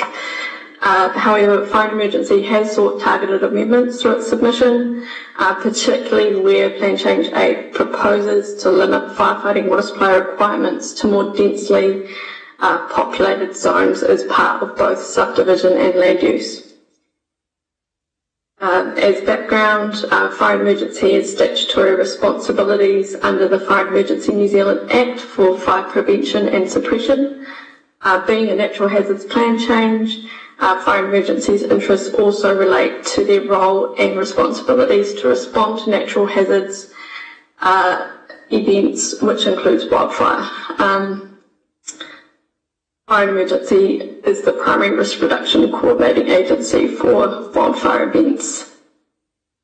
Without going into too much detail of the policy and provisions today, just to summarise Fire and Emergency's key relief sought, and as set out in my planning evidence, amendments to Plan Change 8 include to amend Policy P5 in the Natural Hazards chapter, so that the requirement to provide a firefighting water supply to mitigate the risk of wildfire associated with subdivision and land use be applied to all zones of the district to reduce the impact of wildfire and not just the more densely populated zones as currently proposed by Plan Change 8. Also to amend Policy P16 in the subdivision chapter so that applications for subdivision in all zones are required to demonstrate that the water supply capacity is sufficient and reliable for the development and includes capacity for firefighting purposes. As proposed by Plan Change 8, this requirement is restricted only to more densely populated areas. Further to amend Performance Standard Sub S93B of the subdivision chapter, which sets servicing requirements for subdivision activities. Plan Change 8 removes the requirement for development to have a water supply that is adequate for firefighting purposes. This relates to subdivision in the Rule 1 conservation and water zones. Fire emergency has sought reinstatement of the rural one and conservation zones. Further, the proposed new rule S5A, servicing standard of the rural zone chapters that's been introduced as part of Plan Change 8, be extended to all land use activities, specifically new buildings in the rural 1 zone, not just rural 2 and 3 zones. And finally, that rule 34.1.1 of the Lake A zone be clarified to ensure that the new performance standard is appropriately applied to buildings based on their risk profile in the Lake A zone. Chair, you raised earlier this morning scope. I note in my planning evidence from paragraph 25 that PC8, while a natural hazards plan change amends the subdivision water servicing standards, it removes the requirement to provide a water supply that is adequate for firefighting purposes. My planning interpretation of that standard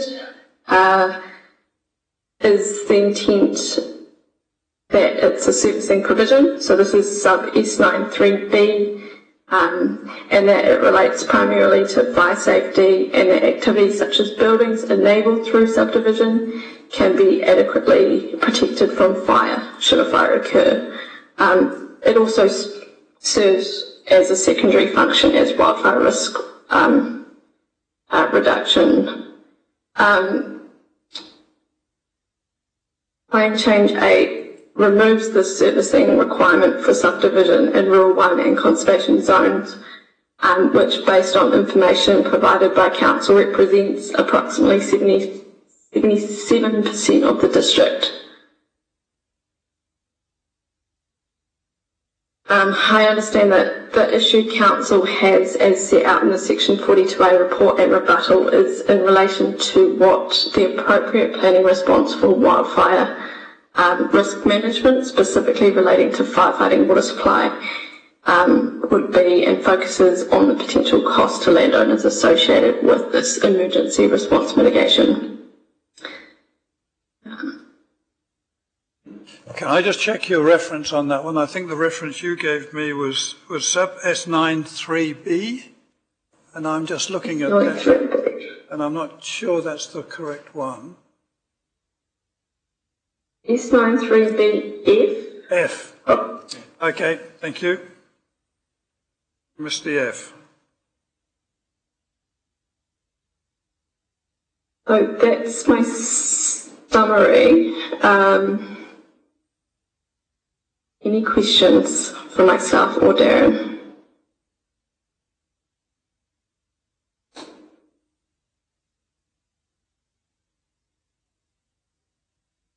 Yeah. Just looking at, just looking at your appendix with the recommended amendments and the colour coding. So it's on page 22 of the evidence. That clause 34.1.1, that's targeted to a habitable building. Should RURZ-S5A that you also addressed just in the box above, should that also be targeted to habitable buildings, or should it apply to all buildings?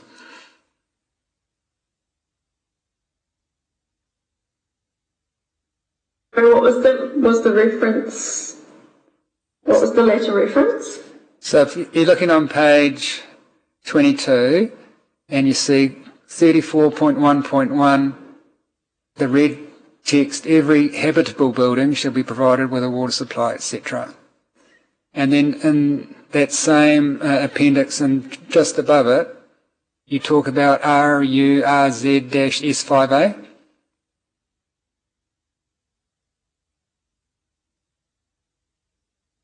You're seeking it says amend the rules for activities in the rural zones to apply RURZS5A performance standards to all new buildings, etc. Do you see where I'm referring to? Does she? Do you?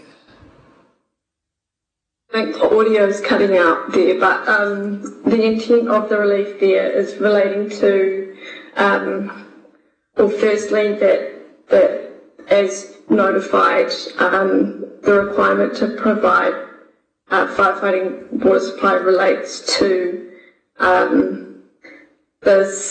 solely the settlement management areas and the bush settlement management areas, which is a small portion of or percentage of the area of the total Lake A zone. Yeah, sorry, I might interrupt. That's not my issue. So my issue is that 34.1.1 refers to habitable buildings. So my question to you is, should RURZ-S5A also refer only to habitable buildings or all buildings? Right, understood. So that is something that was raised in the submission around the use of the word habitable building. I think Mr. Thurston has since clarified the definition specific to Lake A zone. I think is that I might need to confirm that one.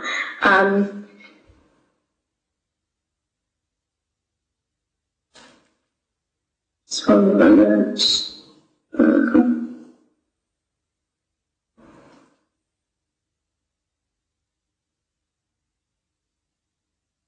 Just whilst you're looking at that, can I just ask Council, is habitable building defined in the district plan?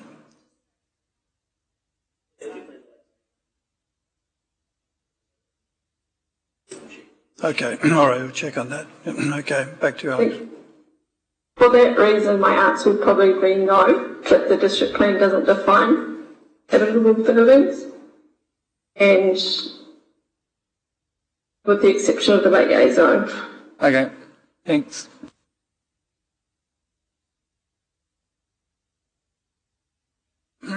As I understood, that one of the, I'm not sure if it was the only reason, but certainly one of the reasons for Council not for wanting to exempt the rural one and conservation zones was on the basis of a proportionality test that we haven't actually yet discussed.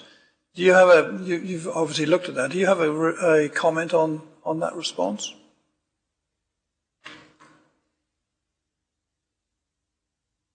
In other words, in order to include rural one and conservation within that broader requirement, I guess the question is whether sufficient work has been done to justify that.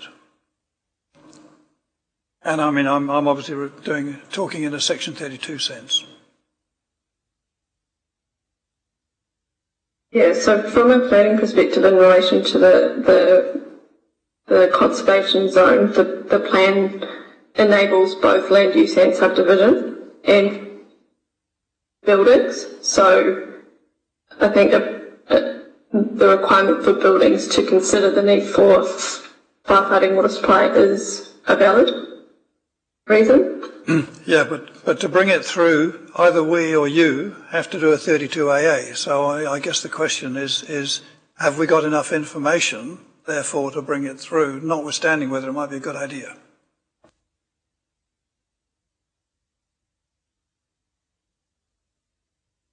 Beyond what's in my planning evidence is essentially what I've got, so. Well, I guess you'll be familiar enough with the Act to know that that's probably not sufficient. I guess that's why I'm asking the question as to whether or not. Because I think, am I right in saying that this wasn't in the notified? That what is being proposed now by FENS was not in the notified plan? It hasn't been taken out.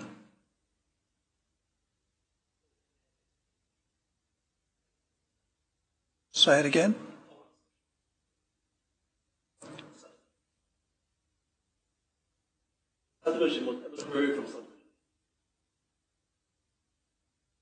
So it was there in the notified. That's what I'm trying to establish, is whether it was there, because if it wasn't there, we need a 32A to bring it in. And if it was there, then that doesn't matter.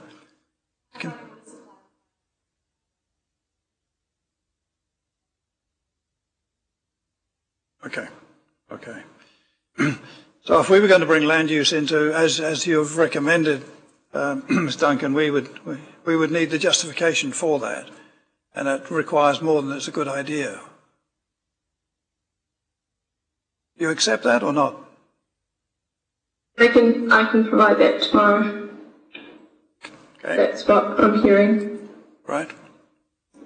Certainly we would need that if we were going to take it any further. Thank you. Just got a follow-up question for the officers. So, did you say that habitable building is only defined for the Lakes A zone?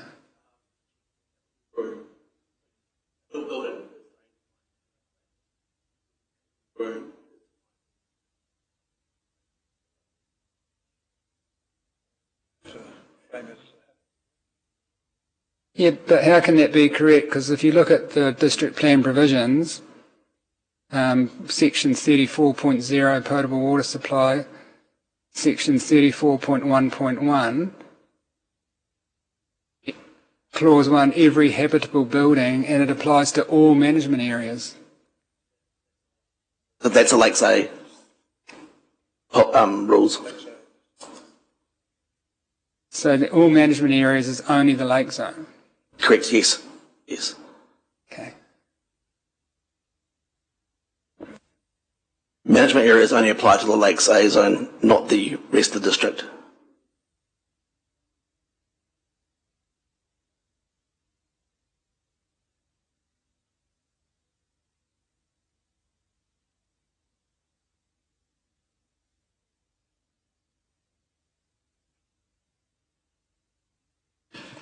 All right, thank you, Mr. Duncan. I don't know if Mr. Atkin is it, whether he wants to make any comment? Sorry, can you not hear me? Do you have any questions, Commissioner? Yep. Is there anything in particular that you want to add to that presentation?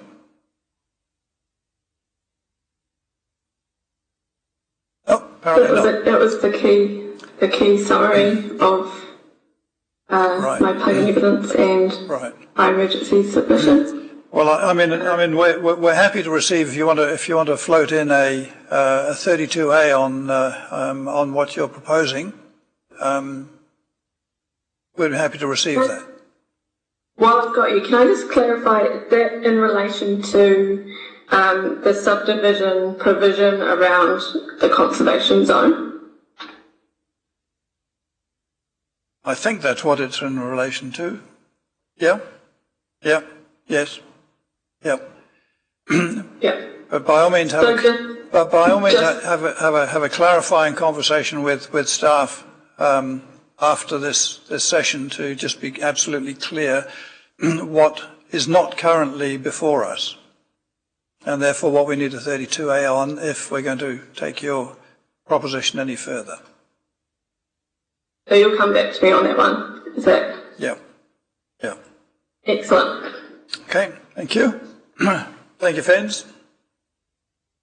Thank you. Commissioners.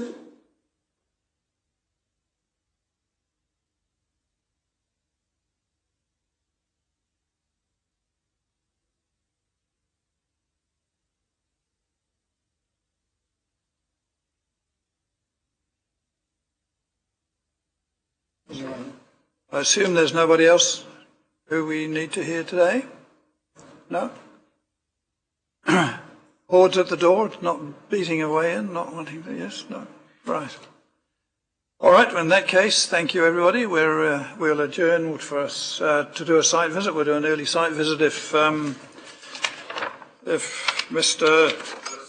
Yes, right. If Lewis is available, then Darren, what we'll do is we'll go back to the motel in the hotel and change. So maybe if, should we say 3 o'clock at the hotel? That would be very helpful. And so for the moment, thank you very much, everybody. We're adjourned until tomorrow at 9:30.